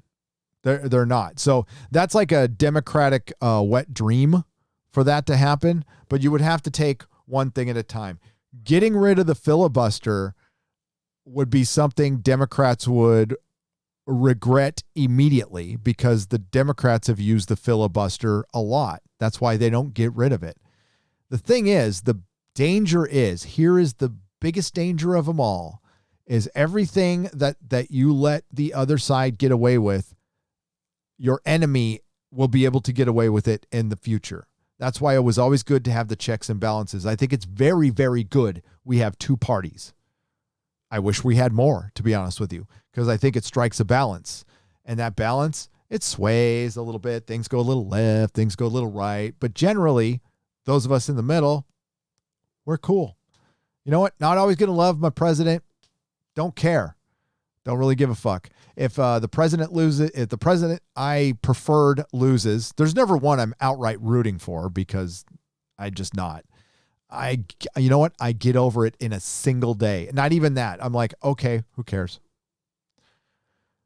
There are millions of people who haven't gotten over the Orange Man, and the Orange Man was made into a much bigger boogeyman than he actually was. And it turns out that the reaction towards him has been much, much worse. And you've made more Orange Man voters by the reaction instead of acting like adults, taking one on the chin, trying to win it next time. So now when you eventually win the White House back, because you will, because the Orange Man isn't going to be a dictator and he'll leave after probably his second election, then you'll be the ones wanting to change the electoral vote and do all this draconian shit. So yeah. So as far as Puerto Rico becoming a state, they don't want to become a state. I think that's the last time I checked. Puerto Rico didn't want to become a state. Washington, D.C., I don't think it should be a state. I think it should just be part of Maryland. I mean, why in the fuck make it a state? I don't think that's a good idea at all. I think California, I think you can balance that by breaking California into 3. And if you break California into 3, you would most definitely get one piece of it going, at least being a swing state. Look at California county-wise. Look at it county-wise. It might blow your mind a little bit. And as far as the Green New Deal, you mean like taxing? I don't know enough about it. I hate it. I'm anything that brings more tax in, I'm against. Period. We're overtaxed. Hey man, a little cheddar for the moving boxes. Stay strong. Best time is now for $49.99. Thank you, and I will use it towards moving boxes. We have been using a lot of moving boxes. Thank you. I wonder if Mrs. Nerdrotic, are you listening? I don't know if you're in the chat or not. I told you I was going to go live. She's probably asleep, though. Geck, 812 for $5 For move, may the road rise to meet you. May the wind be always at your back. May the sun shine warm upon your face. The rain fall soft upon your fields. Ah. You know, it's funny. Gake A12? That is in the Lord of the Rings radio drama, which by the BBC, which is one of my favorite things ever. I obsessively listen to it. I promise you guys, I will do a video on how much I love them. Nobody's going to watch it, but I love the Lord of the Rings radio drama with Sir Ian Holm. And it's been a little harder to listen to now that he's passed. He plays Frodo. Of course, he's freaking brilliant in it. But they have Elrond saying only part of that line. So when the fellowship is off, he just walks up and goes, "May the sun shine upon your face." And that's it. He's like, okay. It's funny. Maybe I'm the only one who laughs at that. Connor Doherty for $2. Hail, Gary. Much respect from Ireland. Oh, hell yeah. Hail, Ireland. That's where Noel is. Good morning from Norway. Oh, Norwegian Kryptonian for 22 Norwegian krona. Good morning. That's not Norway, but you know what I mean. All you Scandinavian people are the same to me. Hail, Gary. No, it's good to see you, Norwegian Kryptonian. You guys have your shit together up there, though. You really do. Hail, Gary. You are awesome. Sucks to see you go. I'm from Sacramento, and I can't wait to move out of California, too. Hope it all works out for you. Cloud 61592 for $4.99. Sac isn't that bad. I like Sac. It's very, it's not too big of a city, and it's not as crazy as San Francisco. But yeah, I'm sorry to be going too, but I also can't wait to get the hell out of here. NG1 Teeve, thank you for the super sticker for $5. I appreciate you. Angsel 493 for $20. I had a YouTube channel, kind of still have, about comics. I haven't uploaded anything for a long while due to disappointment in the industry, but your call for replacements has inspired me to come back. Not sure how to do it though. Well, okay, you got a part 2 there. Well, let's jump to part 2 for another $20. Any advice on refinding my voice? And anyway, I truly believe no one will ever be able to replace you. That's why we love you. I wish you the best on the move to you and Mrs. Nerdrotic. Thank you very much, Angsel493. Finding your voice is an interesting thing because it's still a process. I would go back and look at your old material, find out what worked, what didn't. There's nothing wrong with going over your old material, look at your analytics and see what your most popular video was, and then try to pick that apart. In the meantime, you just start. You're finding your voice isn't something you can just, I'm going to find my voice today. Oh, there it is. There's my voice. It was under my keys. No, it's a process. Finding your voice is just getting enough practice to be confident and not be afraid to say certain things. There's stuff I still hold back on. Not too sure I'm going to hold back on it much longer. Thankfully, other YouTubers can push the boundaries too, and I see them pushing the boundaries. I'm all, well, if they can say it, I can say it. Fuck it. So you're going to see a little bit of a change there. The fact of the matter is that politics will be unavoidable. So what I will promise to do is I'm not a partisan person, so I'll never be partisan. I'll never fully choose a side. I'm not going to like go and become Mr. Conservative, tomorrow, because again, I don't know really what it even means to be conservative anymore. I think it's fractured since the Orange Man. And I think there's like neocon, and there's this new one. Remember, I don't know where the origins of alt-right came from, but when I first heard it, I thought it was just an alternative to the right. I thought it was more of a kind of a more modernized conservative, but maybe that's what it started, and then it got falsely labeled by the left. I don't know what happened to the labeling, but it went, obviously. It's not good to be labeled alt-right anymore, and whether that's fair or not doesn't really matter. It's not a good thing to be labeled. But and of course there's the libertarian, and I think the future is a look at people like Young Ripa. Young Ripa. I would say my politics are closest to his. If I have if something that's definable, my politics are probably pretty close to Young Ripa. Not exact, but pretty freaking close. We agree on a lot of shit. So yeah, and maybe there's a future in that. Like I said, I hope there's more than two parties. I hope there's 3 or 4, and we can strike a new balance. And that would also water down the extremism a little bit. Maybe put them off into a corner. Because it's not the end of the world if your side loses. But like right now, we're in such a pitched battle that it is important. I think it's really important that the philosophy that is backing up my city in California right now not win right now until things. I don't want an extreme version of anything winning right now. And I don't know, again, what the truth is. There's a lot of, there's a lot of puppeteering going on with and that's something I'm going to talk about in the Exozone. Like I don't feel free to talk about something like the deep state. I could probably potentially get my channel in trouble. So I talk about it on my alternate channel, and we can get into it there.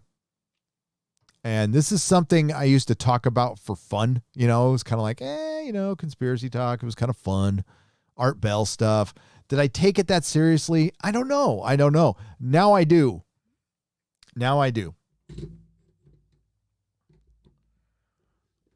Grandpappy Fisk for $5. I have a theory. The master will become a woman again and be forgiven for all her crimes, and her, Jody, and Yaz will get together after ending racism. And you forgot, Grandpappy Fisk, go out dancing.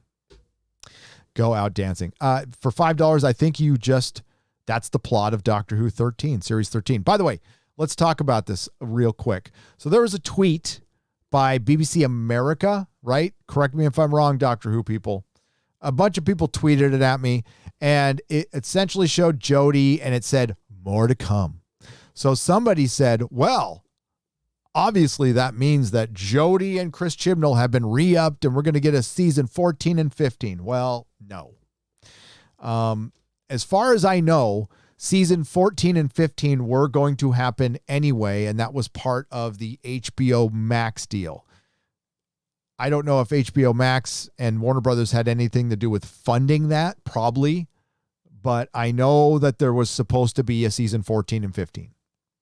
Now, the person who told me about the details of The Timeless Child told me this, and this is a while ago. This is a few months ago.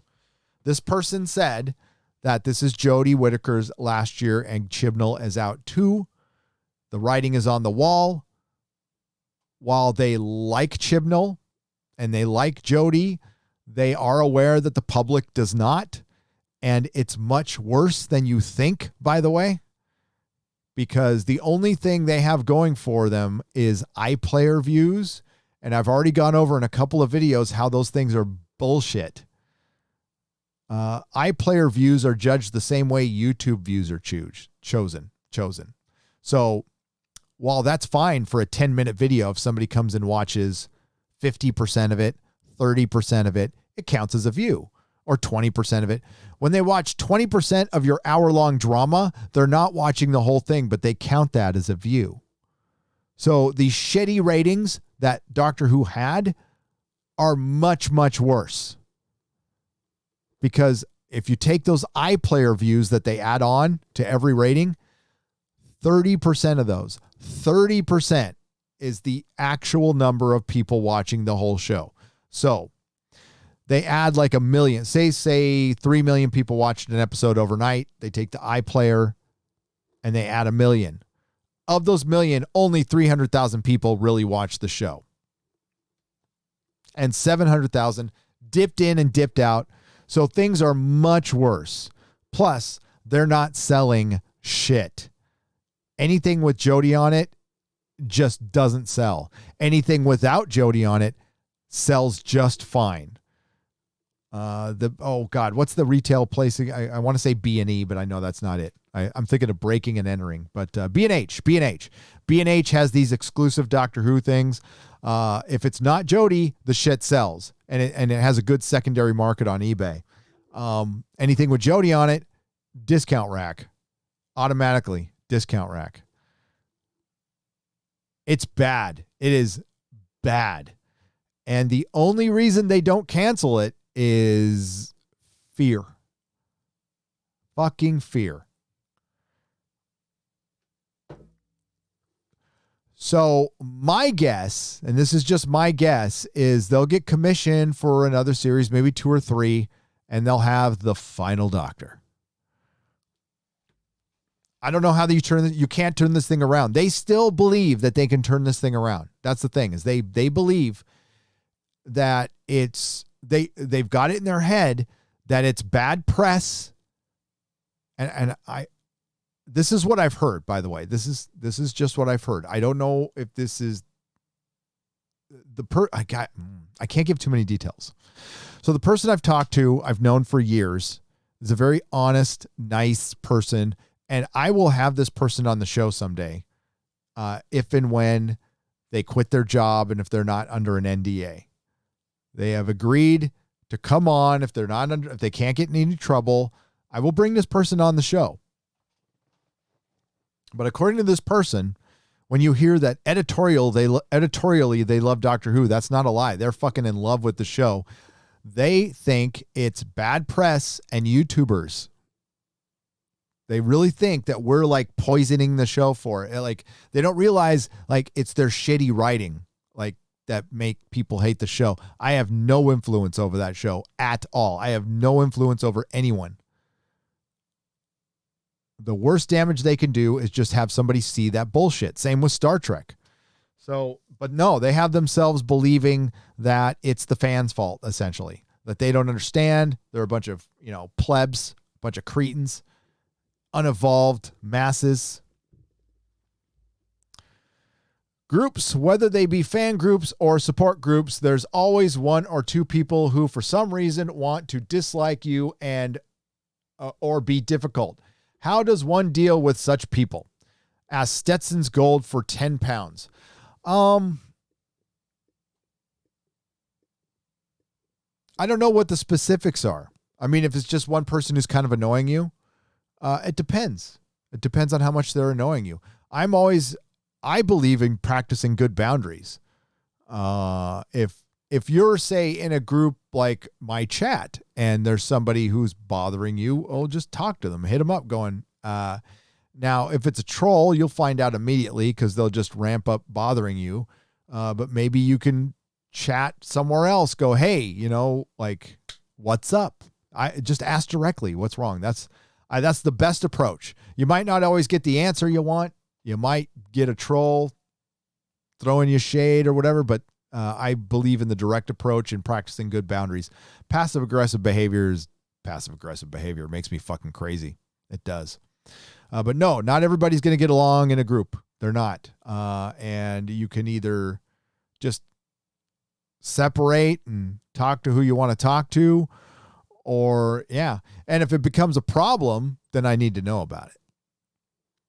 If it's pissing off a lot of people, I need to know about it. Douglas Nelson for $5. Here's 5 as the Orville season 5. Don't know if you're considering Louisiana, but you and yours are more than welcome here. You know what? I haven't thought about the South. I thought about the Carolinas a little bit.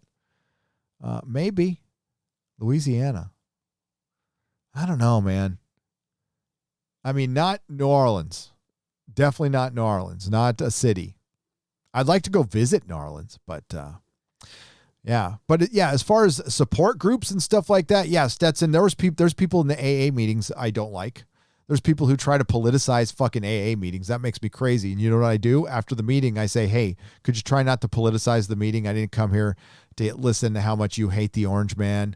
I'm here to recover from alcohol, and the Orange Man has nothing to do with our alcoholism. So, yeah, that's just a specific. If they complained about, somebody even I didn't like, I would tell them to shut up. If they were complaining about Chuck Schumer or freaking Gavin Newsom, I'd still tell them to shut up in a nice way, in the nicest way possible, because you're not supposed to use AA for politics. They're trying, though. They are trying. And it's been a miracle that AA hasn't been overrun, but that's part of, it's actually part of that's why it works, because it doesn't have any leaders, no dues or fees, no leaders. We are not a political organization. We are not affiliated with any of that. It's good. It's a good thing. Cisco Kid for $20. Hail to the Moving Fund. Thank you. Thank you, Cisco Kid. You're probably not a kid, are you? I appreciate the $20. Hail, Gary. Aaron Godbra. Hail, Gary. Aaron Godbrow heard one of the crowdfunding sites was going to pull a whole Inquisition bit. Something that hates Ethan stopped it anyway. CM Shazam, I'm trying to make sense of that. So, hail, Gary. Aaron Godbra heard one of the crowdfunding sites was going to pull a whole Inquisition bit. You mean like you mean like start questioning people on the crowdfunding? They were going to go full SJW, like Kickstarter, like Indiegogo. Someone that hates Ethan stopped it anyway. So somebody who hates Ethan stopped the.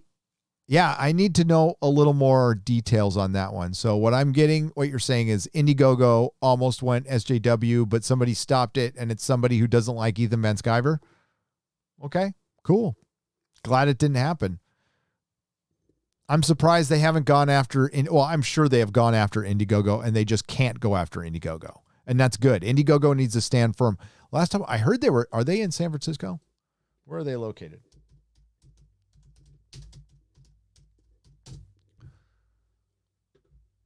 Yep, they are in San Francisco. Indiegogo is an American crowdfunding website founded in 2008 by Danae Ringelman and Slava Rubin and Eric Schell. Its headquarters are in San Francisco, California. The site is one of the first sites to offer crowdfunding. Where are they located? Here in San Francisco. Oh, Indiegogo is right next to the Barbary Coast Cannabis Dispensary and Delivery. Well, look at that. That's always good. Indiegogo is probably getting stoned all the time. Let's see what their building looks like. And there you go. Here we go. We can take a look. I know what this is. Oh, I'm going to use my Stream Deck. Sorry. Oh, yes. That's the wrong window, though. That's the wrong window. Hang on.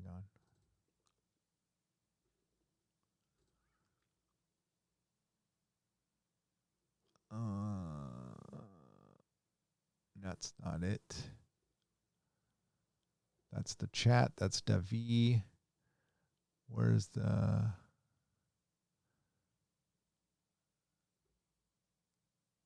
How come it's not?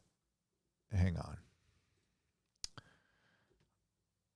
Where's my Odin voice when I need it? I can't figure out the web page on this one. Oh, no. Oh, shit. I didn't want to do that either. Hang on.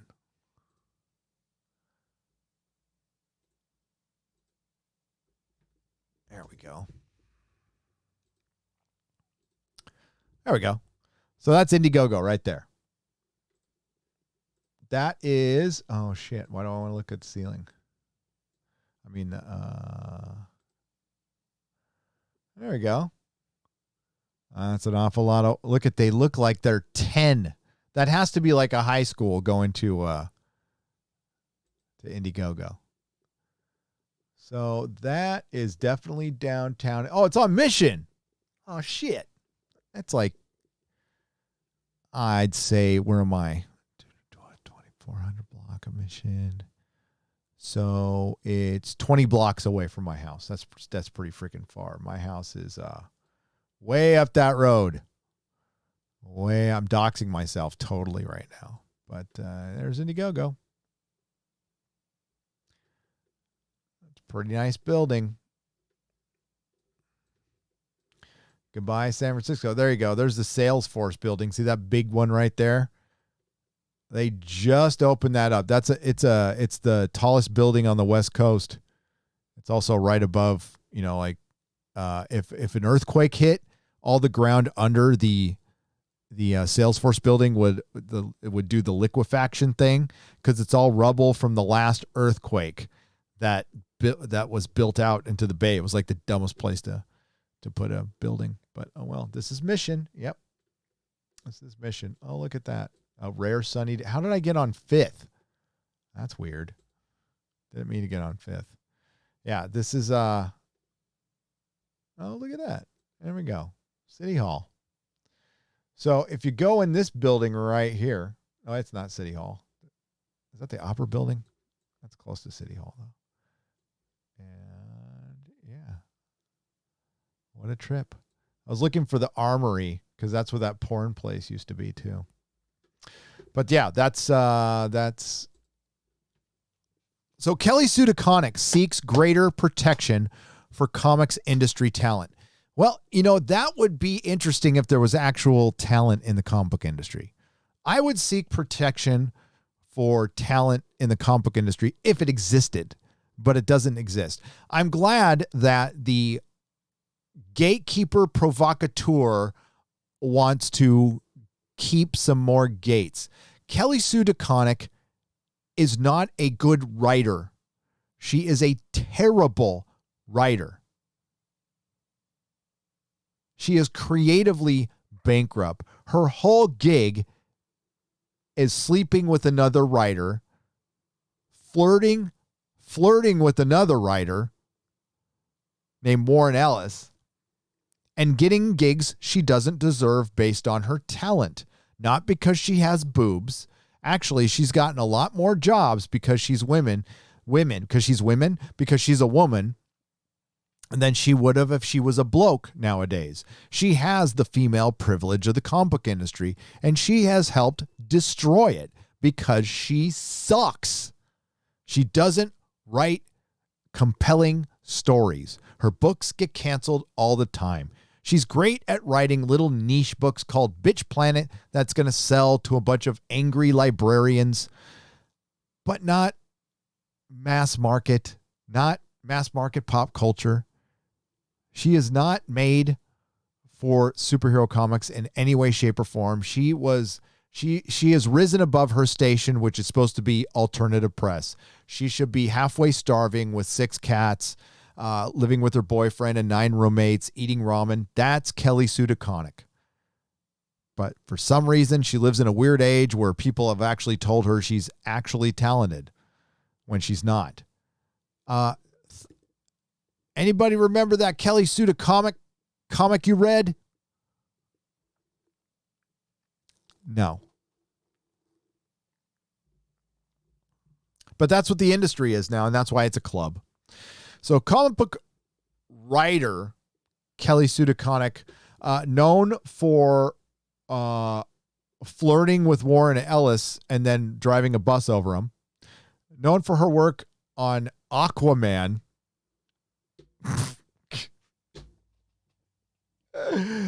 Oh, that's a stretch, CBR. Her feature film inspiring run, Captain Marvel. Yep, that did well. DeConnick was interviewed for a Hollywood Reporter piece tackling the various allegations of abuse and misconduct, sexual or otherwise, the abuse and misconduct that she supposedly knew all about and didn't say a fucking word about it. To come out to the comic book industry over the last couple of months, DeConnick touched, well, that's not a proper use of a phrase, touched upon how networks of gatekeepers like editors and establishment freelance talent are often those who recruit new creators for publishers rather than those creators being optioned for jobs through agents. You're never going to get agents in the comic book industry, just like you're never going to have a union. You want to know why? Both of those things require this one thing. What's that one thing? What's that one thing? Money. That's right, money. It requires money. The comic book industry doesn't make any money. Therefore, it won't attract agents. If it made money, it would have naturally attracted agents. You notice, if the comic book industry was successful, Diamond would have had competition. There would have been somebody who wanted to compete against Diamond going, well, they're the only distributor in this awesome comic book industry that's like swimming in money right now. I want a piece of that motherfucking pie. I'm going to distribute better than Diamond. I'm going to be their competition. Why did that never happen? Why did a human being never say, why did that sentence not pass through the pie hole of a human being in the last 20 years? Because it doesn't make money. It's not a successful business. It's niche. It's barely hanging on. And the same thing goes for unions and agents. Oh my God. As much as I want an A-Force movie, I want the comic book industry. Oh, please, God, unionize. Please unionize. Pretty, please. Kelly Sue DeConnick, unionize Marvel and DC. Please. Oh, you want to end it. It will be over before it begins if they unionize Marvel and DC. Do it. Do it. Do it. Some describe this system as being one that helps to create unbalanced and potentially abusive power dynamics.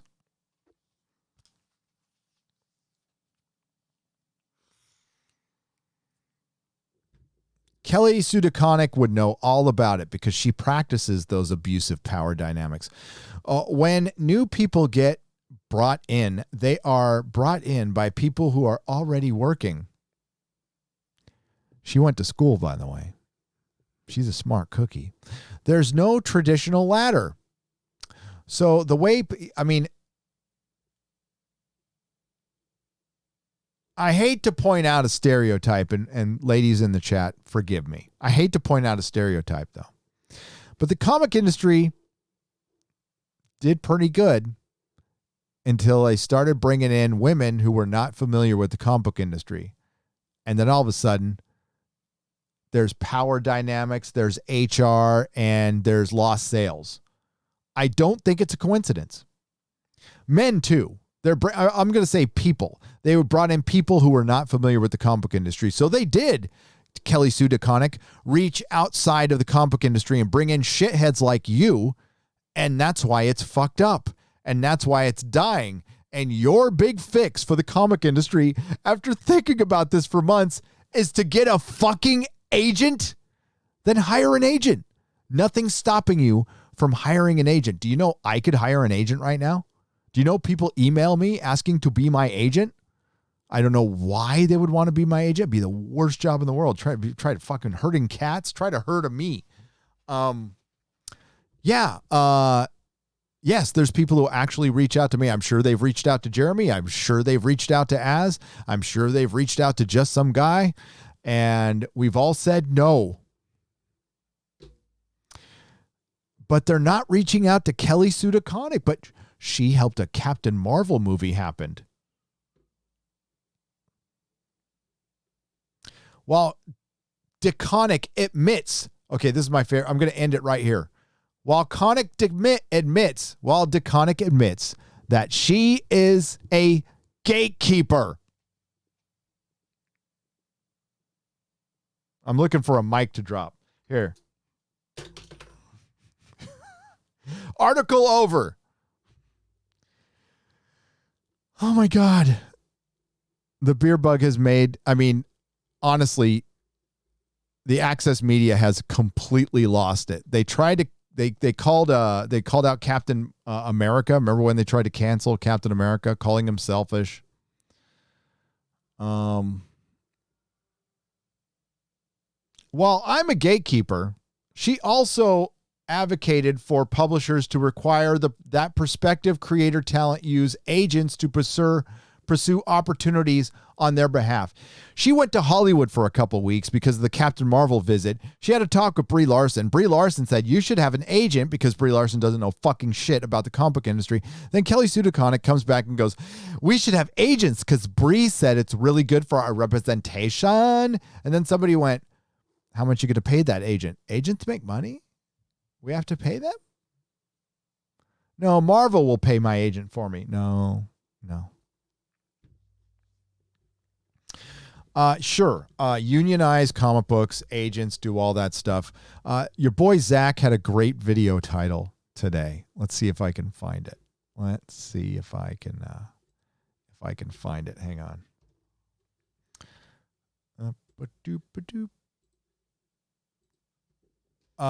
By the way, Zach, change your fucking name back to Diversity in Comics. Okay? Seriously. Comics Matter with your boy Zach sounds like a PBS after school special about like drugs. Like getting the low down with Uncle Bill. You know, I mean, nah.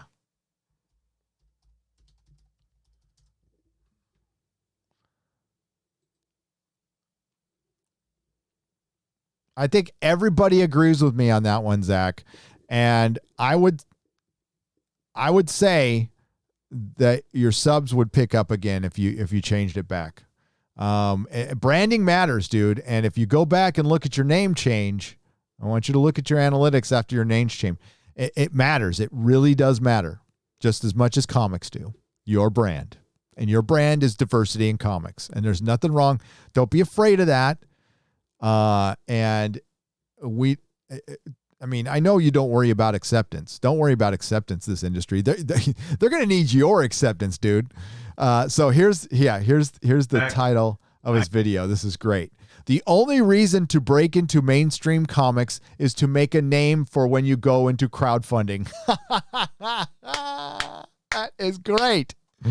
I'll say it again. The only reason to break into mainstream comics is to make a name for yourself when you get into crowdfunding. Ba-da-ba-ba-da-bum. Wait. Oh. I'll do it again. My sound effects. I got crickets too. I don't know what this one is. Hang on. There you go. I don't want to hit every button here. I've got my music in this. Hang on. That's right. That's my jam. That's fucking funny, dude. All right. Where was I? Dude,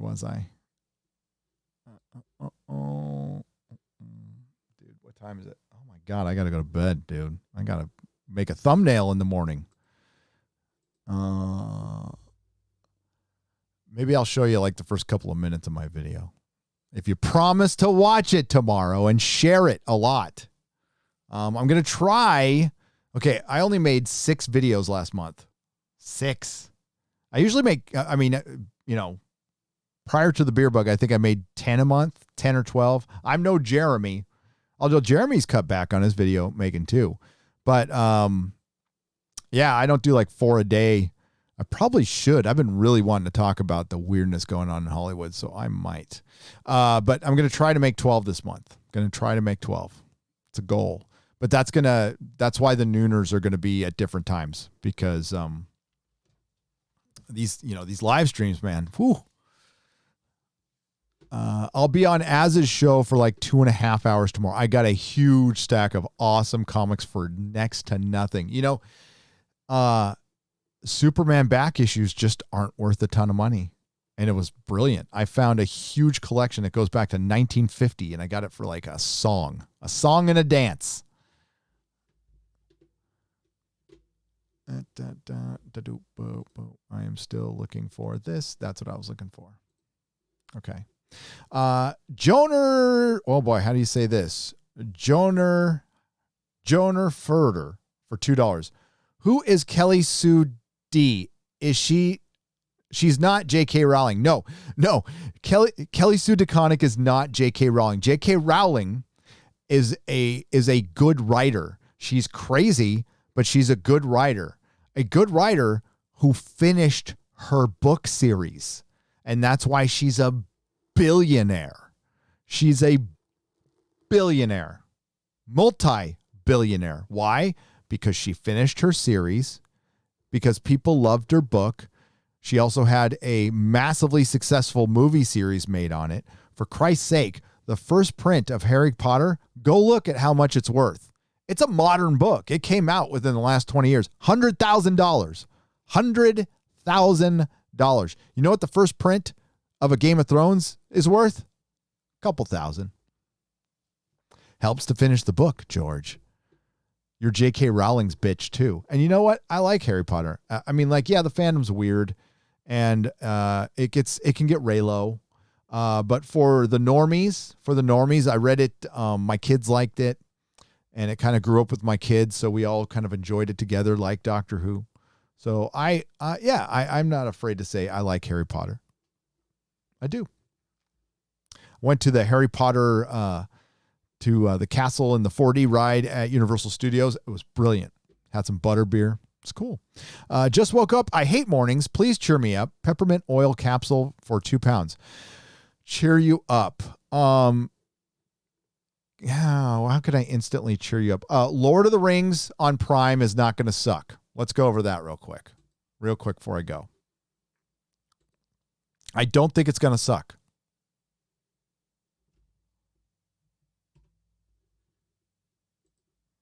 I don't think it's going to suck.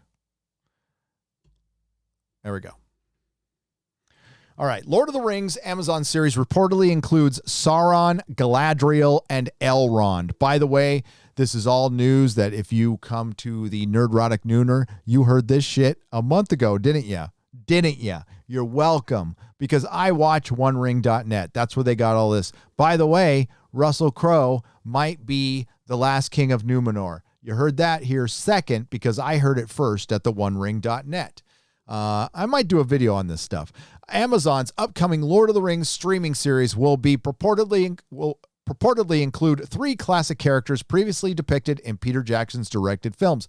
According to a tweet from the OneRing.net, Sauron, Galadriel, and Elrond will appear in Amazon's Lord of the Rings series. This is very good news. Now, Galadriel is going to be the lead. I don't necessarily have a problem with that if she's acting like a narrator.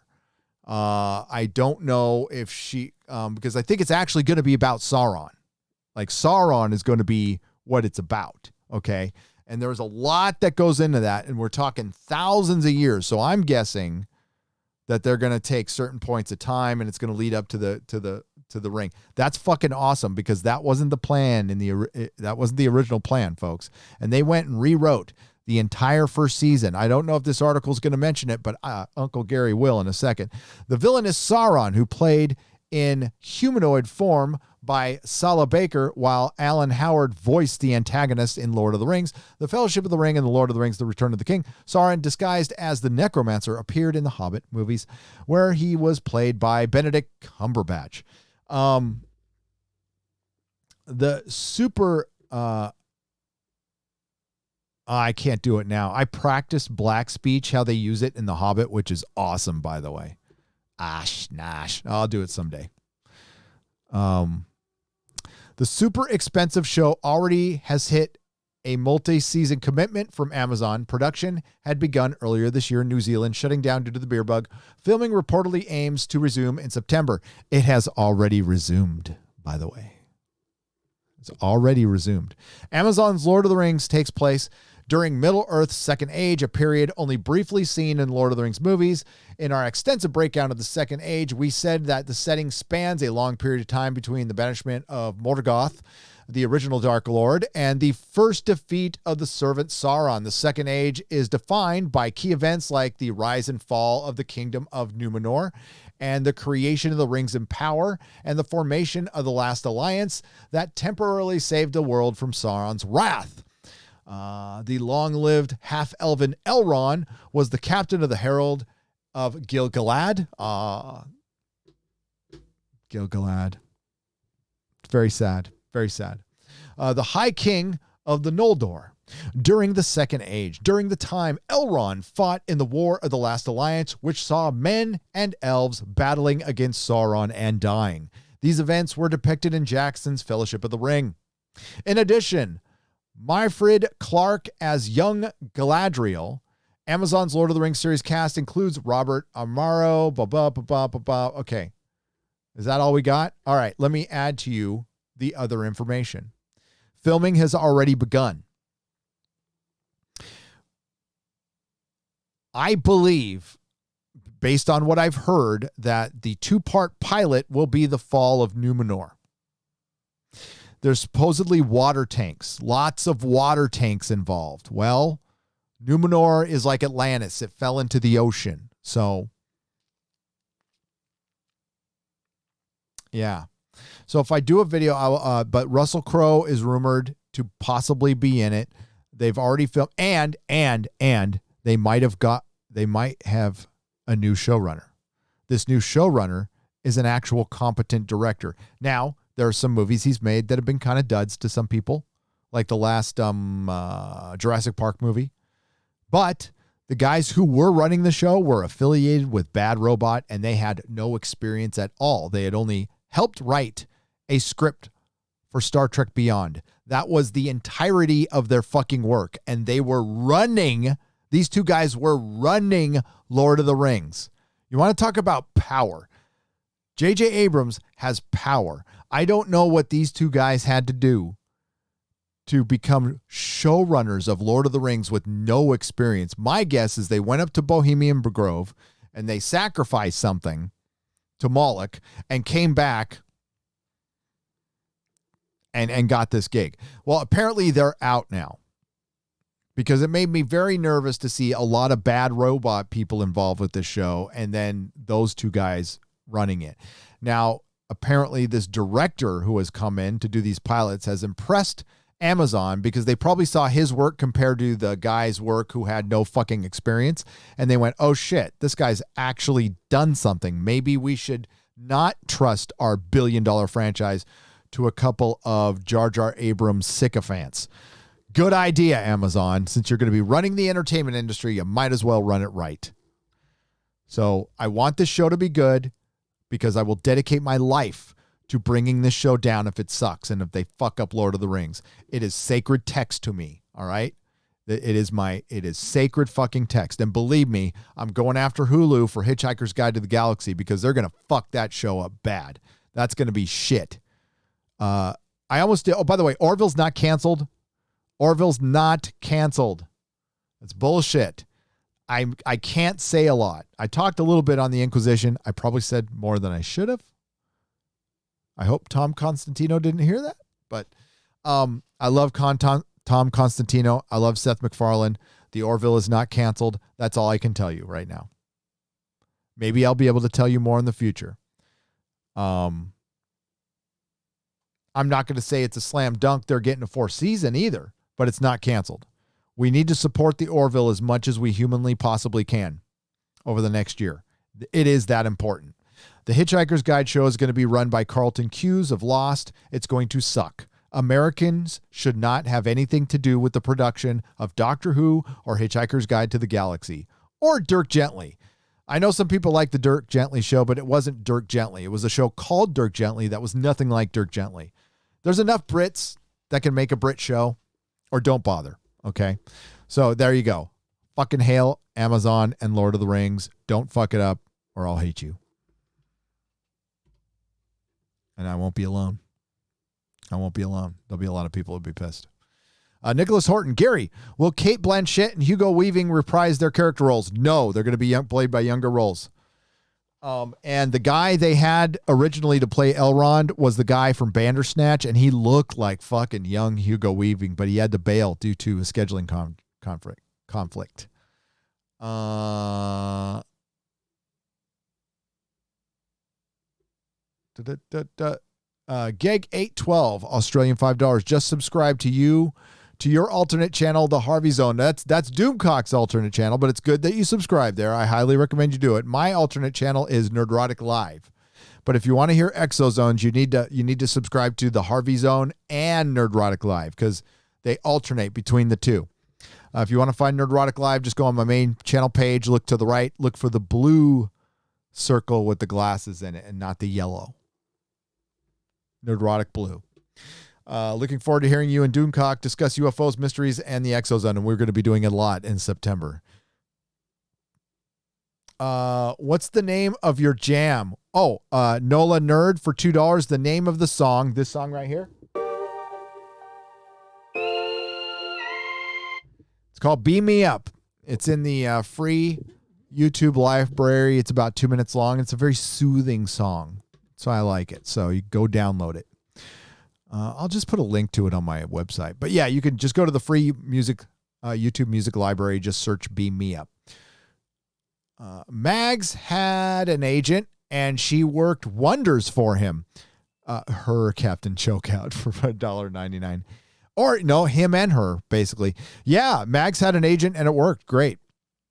You were not wrong. Just a small token to thank you for answering my nonsense. Hail, Anxel493. It's not nonsense. There's no nonsense here. Thank you. My nonsense. Thank you for putting up with my nonsense. Thank you for the $5. Gary, what are your thoughts on the writers' strike years ago? They replaced all the writers with internationally programmed pod people. Cloud Fusion waffles for $5. The writers' strike fucked up Hollywood in a lot of ways, and it gave us Alex fucking Kurtzman. So how do you think I feel about the writer's strike? There's a lot of people who are very mad about it. But I got to admit, the writers I'm not a union guy. I'm just not. Probably because I owned a business. So it's in my blood just not to be union. But the writers had a beef. The writers had a legit beef. Writers kind of make the show go round, and they fuck themselves a lot. But the nature of the craft is there's so many bad writers that when there's a good writer, you should pay that person a lot of money, but they generally don't. They're the idea people. And, but writers are going to have a big problem because there's something that they're competing against right now that is very similar to what they competed against back then. Remember, during the writer's strike, what kept Hollywood going? Reality TV.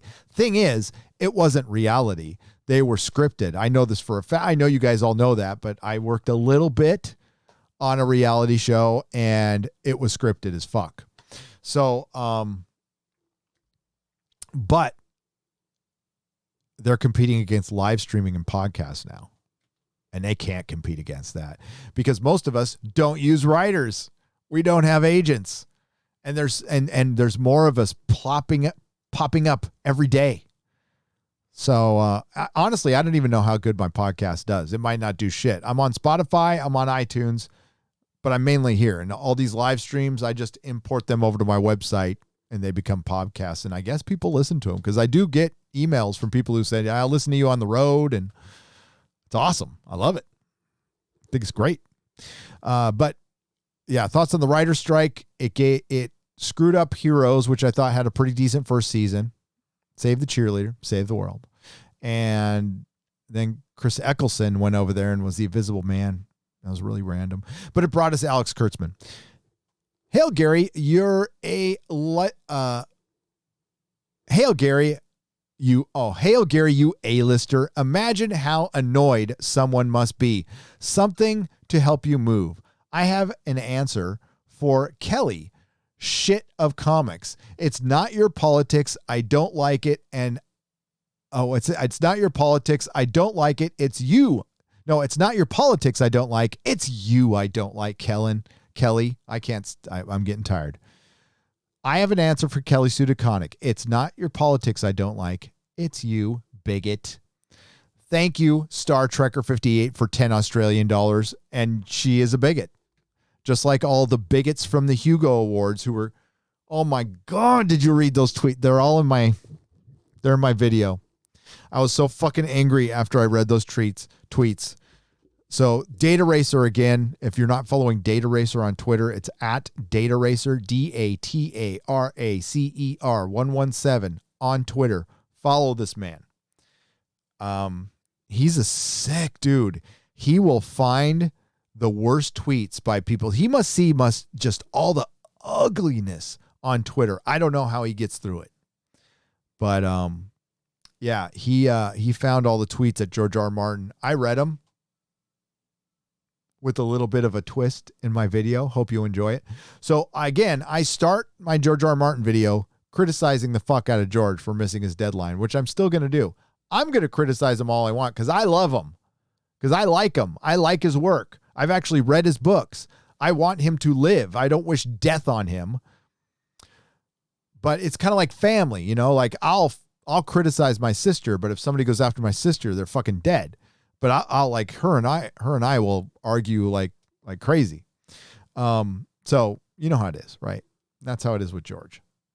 I'm very disappointed that George is not going to be finishing the story, and he's not, folks. I mean, he's flat out not.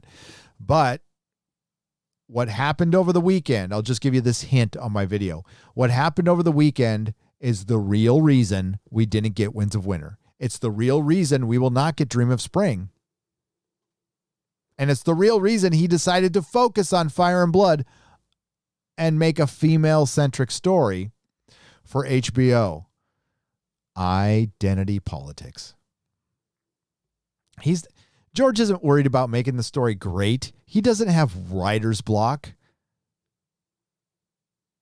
You just saw what he got accused of for getting the name wrong on an award, mispronouncing names, and he was called trans fucking phobic. Wait till you'll see, because I got the audio clip of the offense where they're calling him transphobic now. Now, I have the clip in my video of the offending remark. You tell me if that's transphobic, if it's phobic at all. And once you see what they're calling transphobic, you're going to see the lie. And that's the same lie that's perpetuated against us over here when we're called white supremacists or fucking alt-right or whatever. You notice, like, we do talk for a living. I mean, we make videos, our live streams go on forever, for Christ's sake. You don't think they could find a little bit of audio that kind of backs up their accusations? Yet it's never provided, ever, ever. I can hear you out there. Well, they could clip something together and edit it dishonestly and probably make something. Sure, but we could disprove it in a second. That's the thing. It's like they're even aware that we would just disprove it because I have access to all my own material. Also, they're too fucking lazy. They don't actually listen to our shit. They don't actually watch our stuff. Have a sip of coffee.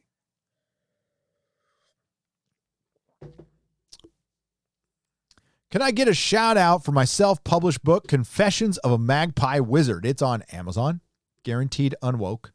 And thanks for the great channel. Sure, Darth Bobcat. It's called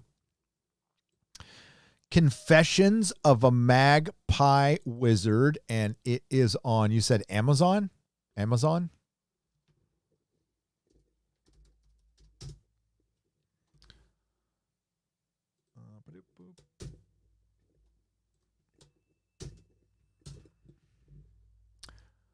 Oh, there it is right there. I'm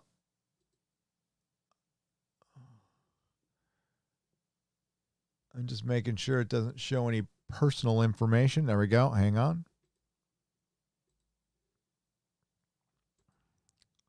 There you go. Confessions of a Magpie Wizard. It's available on Amazon. That's a real book by a real person. So check it out, please.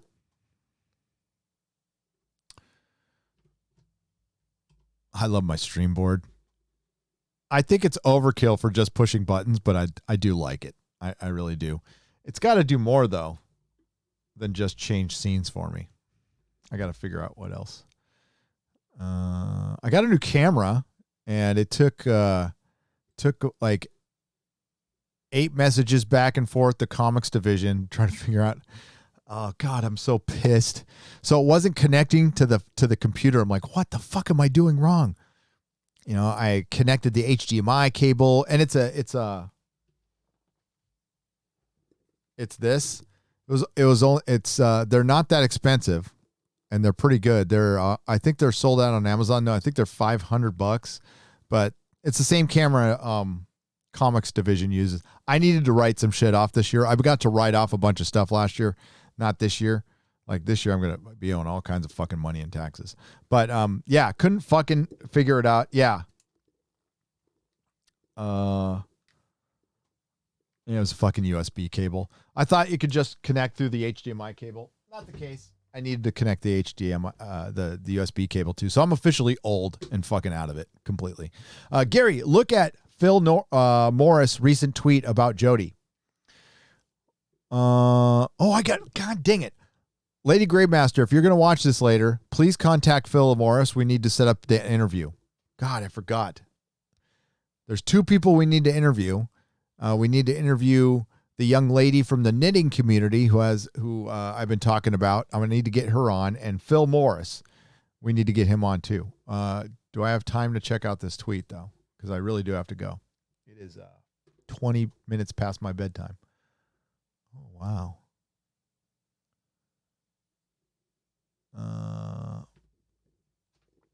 Oh, shit. I'm just seeing all this stuff I forgot to do today. I was supposed to get back to Kurt Metzger, too. God damn it. It's like I need a producer or something. I haven't talked to her all day today, though.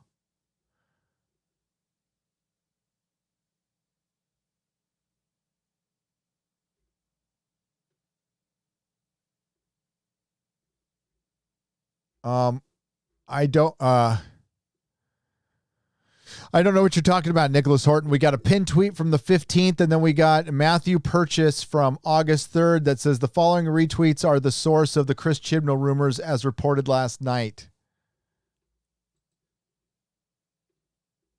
I don't know what that means. So, yeah, I don't know if I'm missing the tweet you're talking about or, sorry about that. Anytime you want to talk, I'm down. The things I would tell you would blow your mind. The $25 for the YouTube tax. Get your family somewhere safe. Godspeed. Dead Patriot. Yeah, maybe we'll have to talk if you want to tell some Baghdad stories on Exozone sometime. That might be something fun to do. Fuck yeah. Thanks for the $25, dude.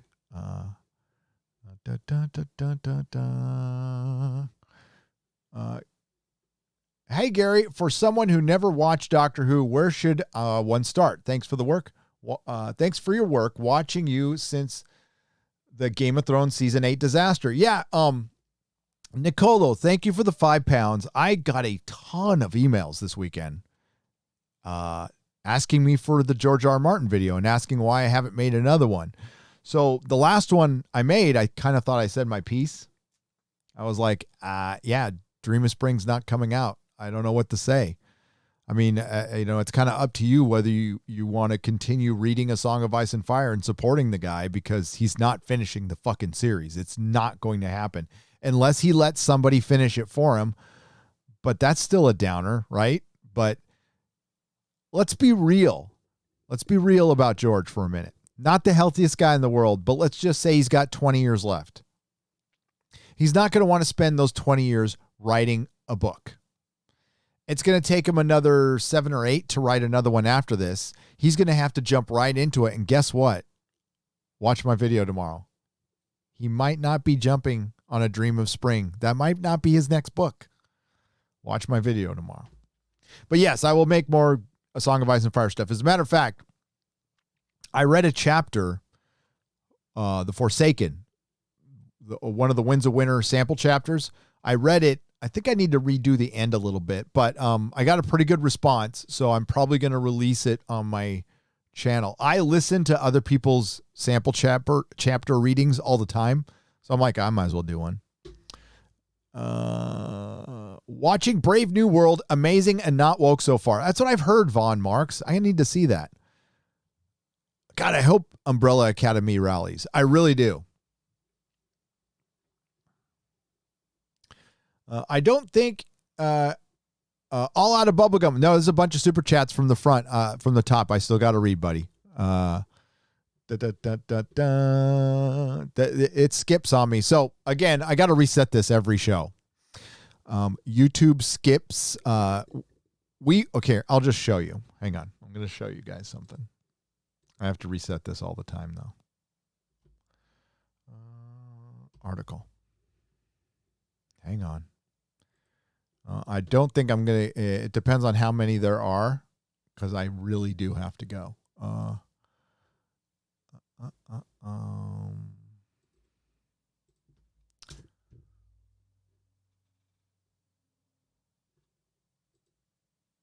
Hang on. There we go. Okay. So you're seeing this little area right here where the super chats are, right? Right. Okay. So what happens is this jumps. So unless I refresh the screen, and it doesn't matter all the time, if I don't refresh the screen, what will happen is you'll see here. Let's go. Let's get a couple names that you can see. All right. So you see Ola Nerd. You see Ola Nerd. Oh, Nola Nerd. Okay. So Nola Nerd and Peppermint Oil Capsule. What will happen is I'll go like this, and then 10 or 15 names will show up between Nola Nerd and Peppermint Oil Capsule.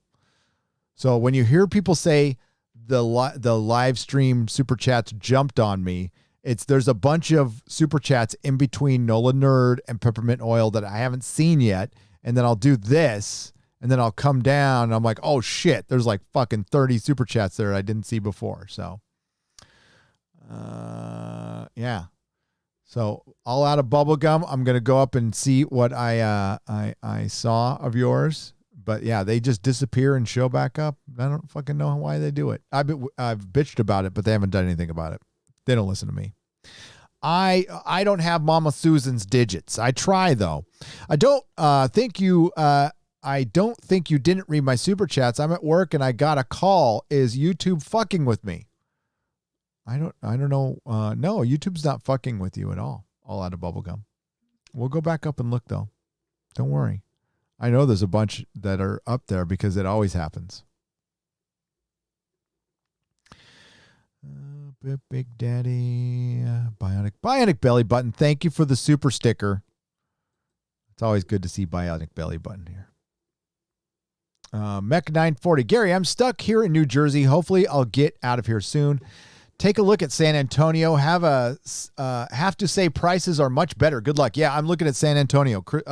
Comics Division has sent me a couple of houses, and the prices on those things are unbelievable. So there's houses there that are the third of the cost of my little tiny ancient house that I'm in right now that are huge. C19 here to save us from the Orphan 55 being real, LOL, says Mr. Grant Gregory for Australian $2. Right. Gary, Tom and I are curious where you get a bunch of Coke for $20. We're just curious, honestly. Jury Nitpicker for $4.99. That was a long time ago. I could get Coke for $20 though. Even when I was off the off the wagon. I mean, it wasn't a bunch, but it was, a quarter gram. It'd get you going for like an hour or two. In what world can you get a bunch of Coke for $20? Well, dude, back in the 80s, you could. You also had to know people, dude. I mean, like, if you didn't know the dealer, if you're like getting it on the streets over on the corner, yeah, you're not getting a bunch of Coke. But if you are yo-yo cheap in California, $20 is New Jersey, it's a bump. Oh yeah, you don't get a bump for $20. You still get a quarter gram. Come on, guys. You're up in Wisconsin though. See, San Francisco, there's like drugs here. There's real drugs. Sorry, you live out in the boondocks. I mean, you probably pay more than like $2 for a hit of acid too, right? You probably pay like $20 for a hit of acid. That's ridiculous. Hit of acid is like $5. I don't know. Last time I bought a hit of acid was like fucking 2 decades ago. So over 2 decades ago. But like acid used to be cheap as fuck. I used to be able to get a panel for a couple $100. And God, that would last me a half a year. Hail Gary, who has a side gig as Shining Knight and Stargirl? Bitty bitty. All the best to you and the family on your CalEXIT. Okay, I got to see the Shining Knight fucking thing that people keep on saying. Hang on.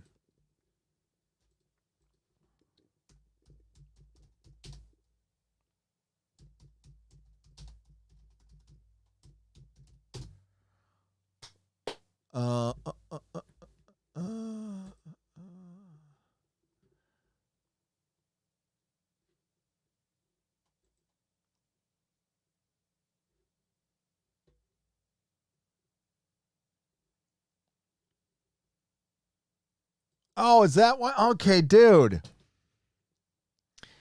I was wondering why somebody sent me that fucking picture on Twitter. I'm like, what the fuck are they sending me? And I get it. That's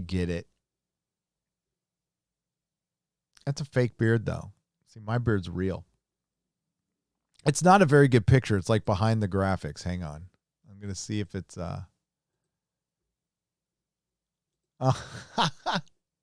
What? I don't look like that. Oh, jeez. I am fucking Snowflame compared to this shit. Hang on. Article. I don't look like that. Oh, maybe a little. That's a fake beard though. This shit's real. Okay, this shit's real. All right, we'll look at that crap for a little while.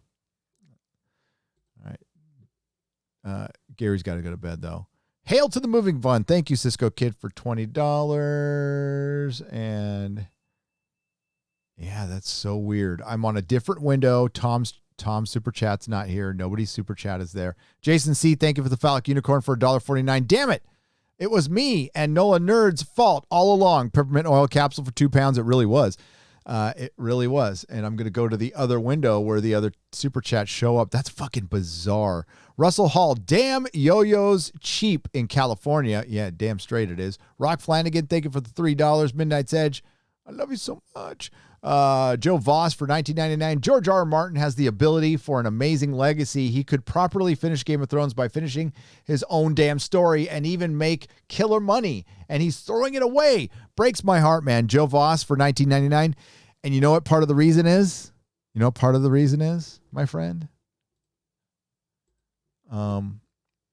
It is, hang on. You guys got to be able to see that. At least you can see it. I hit the wrong one. It's supposed to be there. All these people who are criticizing him right now, it's his fault that they're there. He brought this shit on himself. I'll repeat what I said earlier on.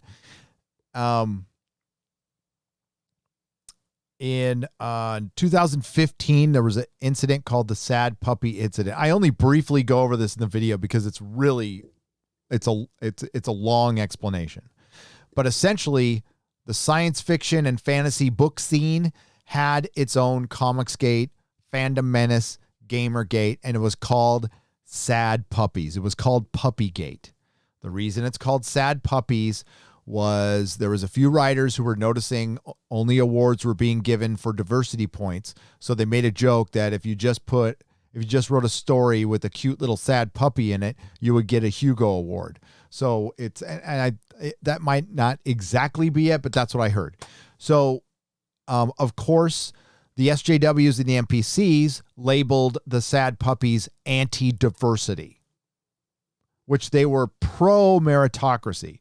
So remember, if you're pro-meritocracy, you're anti-diversity, but it's gotten worse now. If you're pro-meritocracy, you're now white supremacist.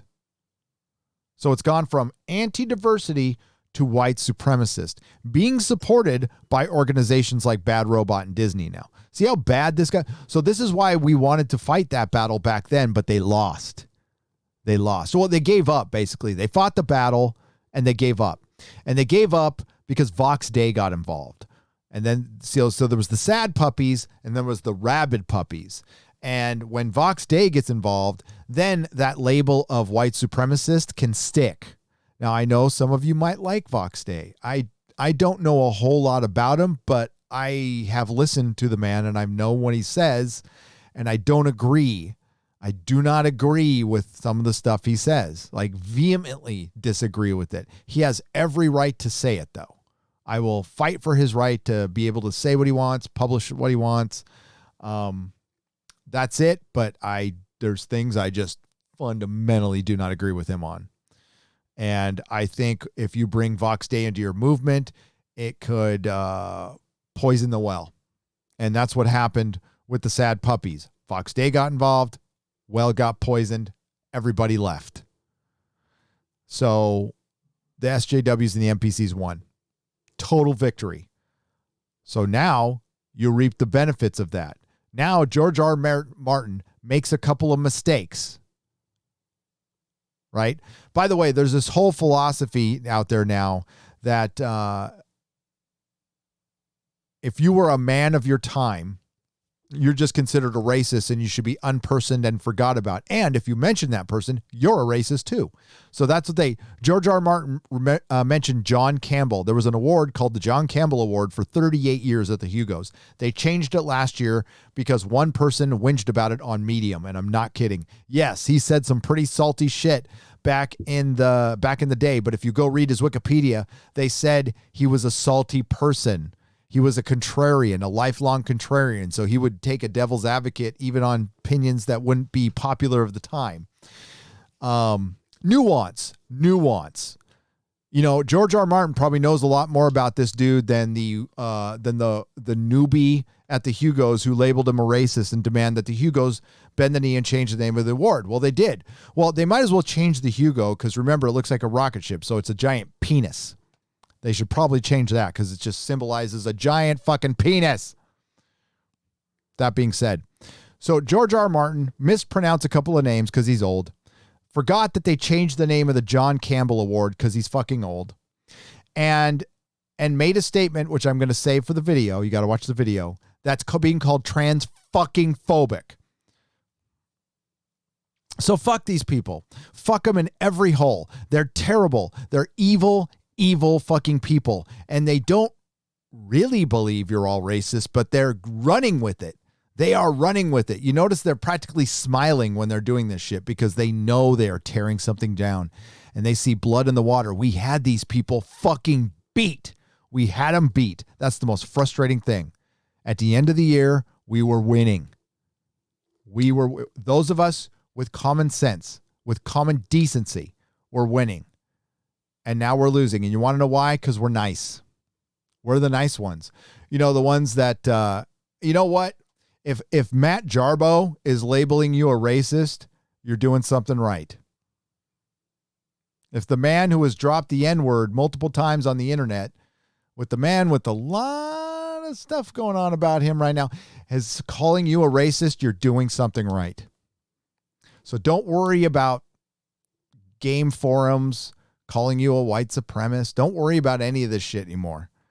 Because we're going to have to take this fight to them now. And we're going to have to be not so nice about it this time. We're going to have to start playing the game by their rules. You know, that's how they infiltrated our favorite hobbies. We have to do the same thing now because they are in control. They are the establishment. You know what? Librarians are very powerful figures now in publishing and in comics. Well, what are librarians? They're state employees. They are state gatekeepers. So now we have the state pushing comic books and books, and it's all from one side. So who's the establishment? Really? Think about it. Is this shit really becoming propaganda? Yes, it is. Absolutely. 100%. It stopped being art, and now it's becoming propaganda. And the state employees, the establishment workers, are the librarians. And there's a couple who take a shot at George. I've seen this thing creeping into comics over the last few years, and I've seen like when there was, 10 years ago, there was one librarian panel at Comic-Con. I went last year. There was 10. I'm like, why is there 10 librarian panels? What's up with this? Now I looked into it. Oh, shit. Librarians have a lot of fucking power. Can't fire them. They're state employees. They're the official purchasers for the state. And states can fund books with grants. Like if you write this certain story, we'll fund your story. I wouldn't be surprised at all if I brought you an ocean with some sort of grant DC or Warner Brothers received for writing a story about a person of color in the alphabet community. Like you get some stupid grant for it. Wouldn't be surprised at all. Not saying that's what happened, but that's how that's how the state-sponsored books start coming in. And you're like, wow, that's weird. I didn't even notice that when I owned a comic store. I know that if you got a library gig, if you're the comic shop who got the library gig, basically you purchased for the library would use your Diamond account, and then they would pay you twice a year. It was a good gig to have. I couldn't get it in the city of San Francisco. I think Rory Root had it in Berkeley, and I think Brian, who had it in somebody from San Francisco. Who had it? I can't remember who had it in San Francisco. Some store had it in San Francisco. You make a bunch of money. But yeah, it's shenanigans. It's shenanigans. All right, I'm going to read a couple more super chats. Then I got to go. Irish Jack 72, thank you for becoming a member at the Gandalf level. Mac Way, thanks for keeping your live streams open for all. Always, Mac. And remember, they go to Nerdrotic Live when they're done. Nerdrotic Live. Don't forget to subscribe over there. I'm very into D&D, Pathfinder, Cthulhu, etc. What are your thoughts about Wizards of the Coast going full woke with D&D? Fuck them. You need to fight that, Robert Meza. Fight it tooth and nail. Or stop. What I think is if they start abandoning you and going woke and start disrespecting the fact that you are a centrist or you're Republican or you're conservative, who are absolutely welcome here, by the way. Okay. You're not, you know what? Right now, I basically considered a white supremacist because I don't think Trump supporters are evil. I don't think they're Yahtzees. I don't think they're Nazis. I just think they're American voters. That's all. Hail, Gary. Thanks for the live stream. Hurricane Isis is passing through North Carolina right now, watching through my cell phone since my power went out. Oh, shit. Night Mask, I hope you're okay. All out of bubblegum. You beat Jeremy. You are the man with the larger than average PP. I don't know. I haven't sized it up with anybody, so I don't know. Thank you, Night Mask. Hope you're okay. All out of bubblegum. There's your super chat. Finbar Hooley for $5. The girl giving the acceptance speech is not wrong. The SJWs will do all of these things she says has happened to her constantly and out of virtue. Finbar, you're not wrong. The funny thing is, she was talking about the industry that had supposedly been cleansed of all the toxic masculinity. Yeah, it's still there. If I had known SF was so racist, I would have started writing, and I would have missed becoming the best new writer. Oh, wait, says Scipio for $5. Not Public Enemy #1, a work in progress. Working. Melbourne, Aussie's most Marxist city and center of beer bug, now has 8 p.m. curfew, only one person allowed per household for 6 weeks. Learn from us, says Corey Tigman. It's straight up like, yeah, there you go. Get the fuck out of cities. Australia, you might need a revolution or something. Yeah. What the fuck's going on down there? Everything she described is Hollywood, not us. That's complete bull and projection. It's what we said they have been doing. You're right, Midnight's Edge, Tom, for $5. Wham, man, work better than ders. Whammon work better than ders, you racist, says that's so scaven. And that's as far up as it'll go. That's weird. Why is it not going up any farther?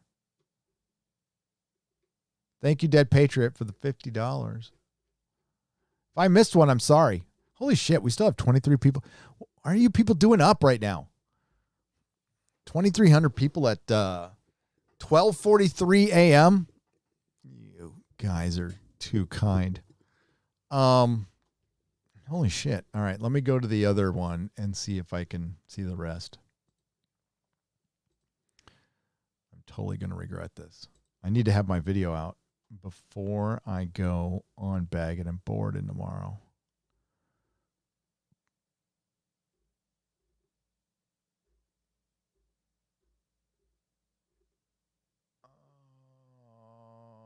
Right. Mr. Fish's alternate reality for 100 Australian dollars. 100 Australian dollars. Fucking A, Mr. Fish alternate reality is awesome.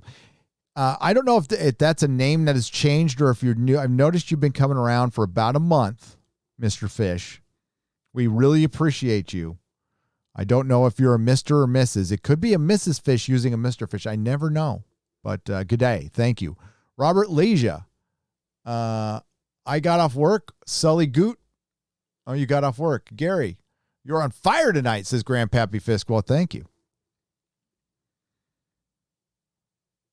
Well, I live streamed last night, didn't I? I was on the Inquisition. I forgot. You know what? I've been locked in my room for 8 hours recording a video, and I haven't. My Nerdrotic Jr. will pop in once in a while to make sure I'm okay. So he'll knock on the door and go, "Is it okay if I come in, Dad?" I said, "Yeah, it's okay." And then he wants to talk to me about some Geeks and Gamers video he saw. He watches the Quartering and Geeks and Gamers. He's watched Midnight's Edge. I strongly encourage it. Sometimes he forgets I watch those videos too, but it's fucking awesome. I love it. No, I don't know if you guys, I told you guys, I walked in there and he's watching, there's Jeremy on his monitor, and I took a picture and sent it to Jeremy. I'm all, my fucking kid's watching you right now.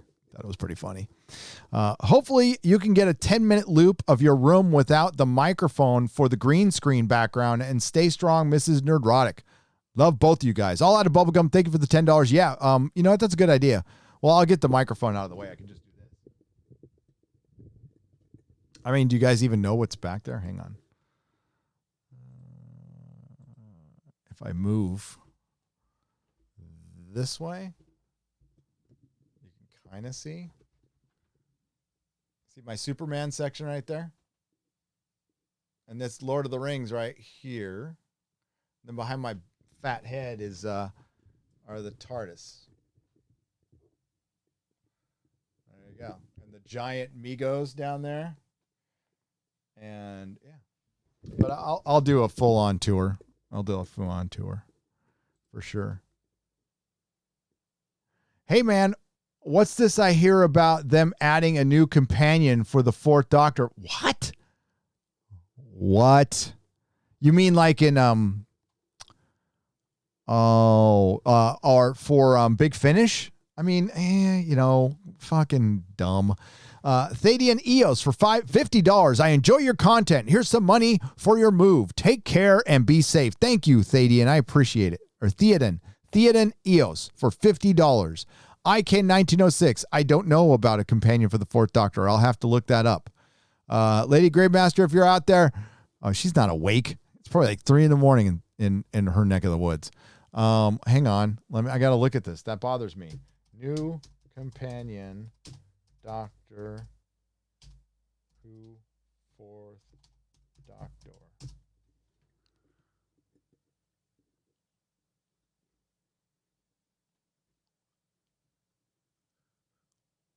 What?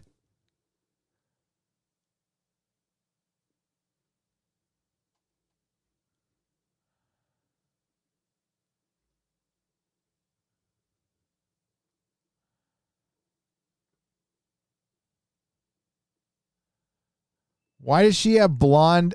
Oh my God, that hair looks terrible. And that might even be her hair.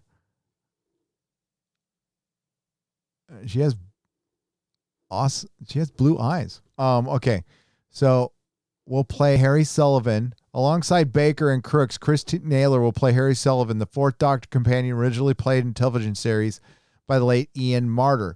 The new TARDIS trio will come up against an old threat in the opening story of the new box set Storm of the Sea Devils by David K. Barnes, which will reintroduce the amphibious warrior reptiles first seen in 1972. Naomi is very much like me, said Crooks. She's very feisty and says that she thinks she wants to say, and her weakness, if you will, is that she's quite headstrong. So it's, oh boy, a headstrong, feisty woman. That's so new. I can't wait to hear that. Nicholas Briggs, Big Finish's creative director, said Naomi has a really interesting route on the TARDIS. Very old-fashioned Harry Sullivan. Almost all her reactions to space-time adventures are the complete opposite of what would come to expect from Doctor Who companion. Oh, really? And Ellie breathes fantastically energetic life into the role.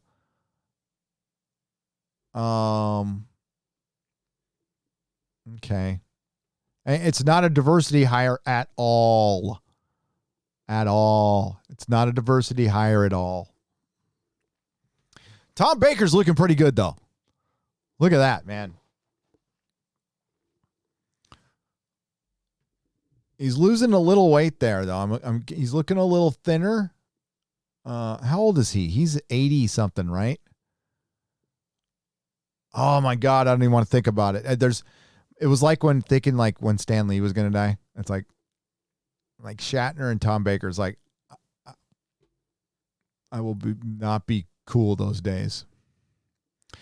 Yeah, I can't support Big Finish anymore. They've gone big woke. They've gone big woke. Now, I just don't like her hair. I don't have a problem with the new companion, though. I mean, it's fucking Big Finish. But you see what they're doing? This is what they will be doing. See, they can't just move forward. The thing is, all we've ever wanted is don't fuck with the past. Don't fuck with the foundation. If you want to change things and move forward, move forward. You know what? A lot of people were completely on board with the female doctor. I was not one of them, but a lot of people were. And I would have given it a chance. I give everything a chance. It didn't fucking work. You want to know why? The doctor's a male character. The doctor's a male character. I don't know how many fucking times I got to say it. The doctor's a male character. Comic books is a male hobby. Star Wars started out as a male hobby. So Ben Shapiro isn't wrong at all. I don't care what Jesse says from Mindless Entertainment. Star Wars was liked by mostly dudes in the 70s. I was there. Women can like it. You know what? But when they started making it for what they thought were women stopped liking it. Same with Doctor Who. When they started making it for what they thought would be a female audience, they lost their female audience because women like what women like. They don't like each other all the time, just like dudes don't. We don't like each other all the time either. These companies don't get it. They get too big. They get disconnected from, it just becomes this giant monolith, and they become disconnected from being fucking human and understanding the very basics. Jason Momoa, without his shirt on, is going to get more women to anything on this planet. Jason Momoa or Henry Cavill. You get Henry Cavill and Jason Momoa without their shirts on. You have the female audience you are looking for. Those are the droids you are looking for right there. You put a little bit of water on those dudes and you take their shirts off and you got all the moms, all the Karens, all the ladies, a lot of dudes too. That's the female audience you're looking for. They don't want to see a bunch of angry, frumpy lesbians complaining about men. They don't. Your Bechdel test or your Bechdel test is for angry lesbians who want to complain about men. It just is. Sorry. I mean, there's a place for that. You can certainly make a couple indie movies. Indie movies is the place for that. That's the domain for that. That's the representation. But apparently, what I just said, racist, sexist, misogynist. There should be a song. Racist, sexist, misogynist, homophobia.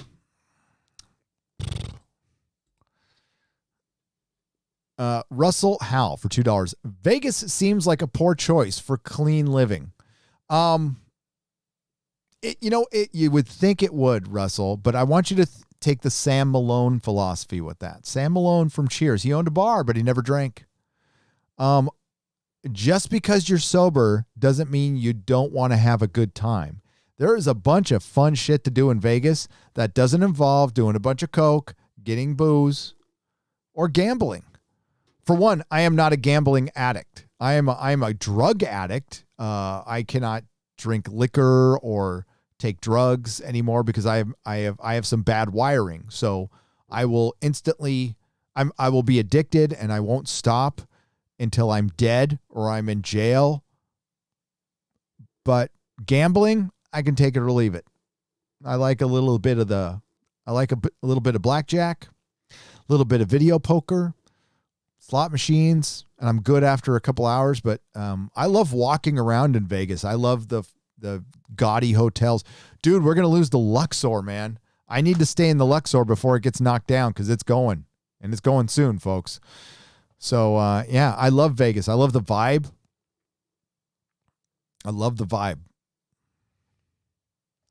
It's super cheesy and American, and that's why I like it.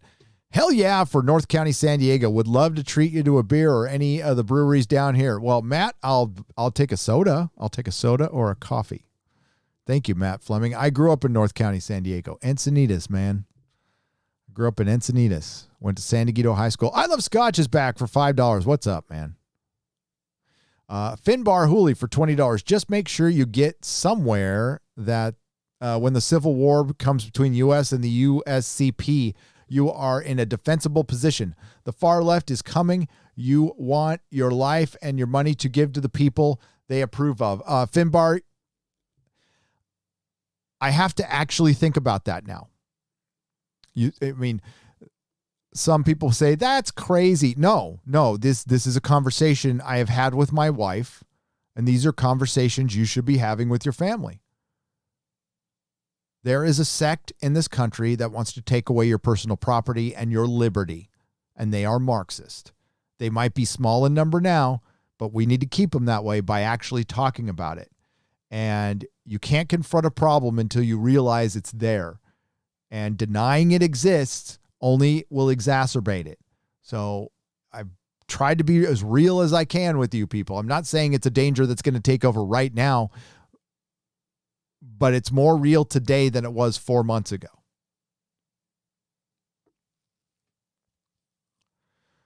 So it's kind of like preparing for a disaster. Eventually you may hit one. So you got to have your go bag. You got to have your stash of cash. You got to have your stash of food and probably your ammo and all that stuff, right?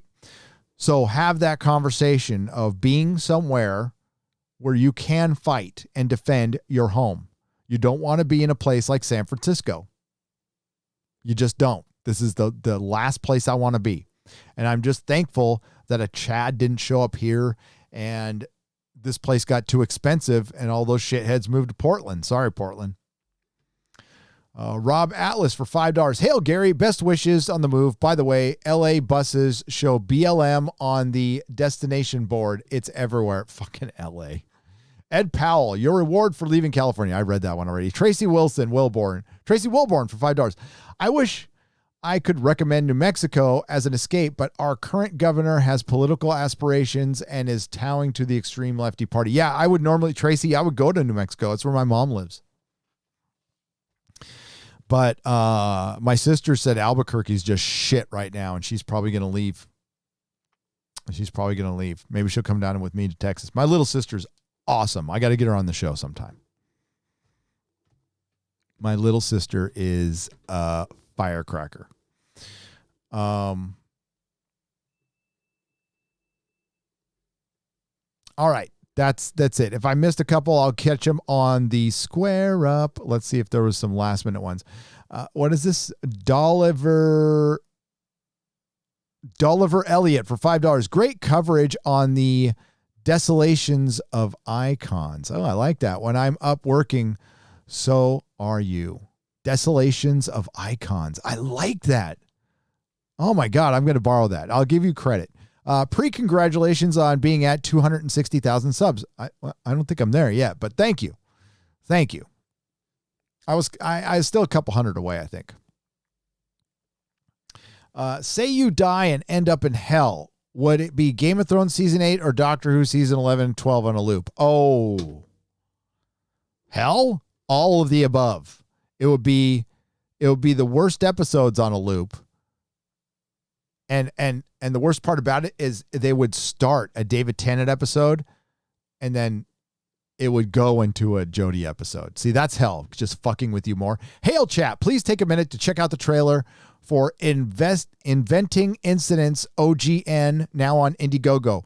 300 pages, for Christ's sakes. It's called Inventing Incidents OGN, now on Indiegogo. It says Altus Libera for $44.99. Thank you. All right, we're out of here. Thank you very much. You guys are lovely. Who was the crazy mod tonight? There's probably no Eric K. Eric, you don't have to do this, man. I love you, man. I freaking love you unconditionally. You do not have to do this. You are up so late right now. Eric K, fucking awesome mod. He has been like brilliant. Nihilist Shadow, love you so much. Nihilist Shadow. Lori Wilson. Hi, Lori. Man, just killing it, Eric. You're fucking awesome. And Lori, good job. Thank you. Okay, thanks to the Nerdrotics, of course. Again, that was Eric K, Lori Wilson, and Nihilist Shadow. Round of applause for some great work there. Thanks for all the super chats. Thank you for the 2 new members. I'll be back Wednesday at noon, but the time might change unless I'm making a video. Hopefully I'll get an Umbrella Academy review in. I will be reviewing Star Trek Lower Decks live for the premiere episode. And Friday Night Tights, don't know who the guest is. We're working on a couple people. And that reminds me, I got to email somebody. So thank you. I really appreciate it. Thanks for listening to the CalEXIT stuff. We'll get back to your regular pop culture. We can have high hopes for Lord of the Rings. I think it might not suck. It might not suck. We always have old content anyway. So next live stream will be in about 10 hours, about 9 hours. I will be joining Az on his channel for bagging and boarding and chatting, the real BBC. And boy, do I've got a bunch of stuff to show you. I can't wait. So not all who wander are lost, and may the wings of liberty never lose a feather. Bye-bye. I wonder if I can hit my music. Hang on. If I do this and this.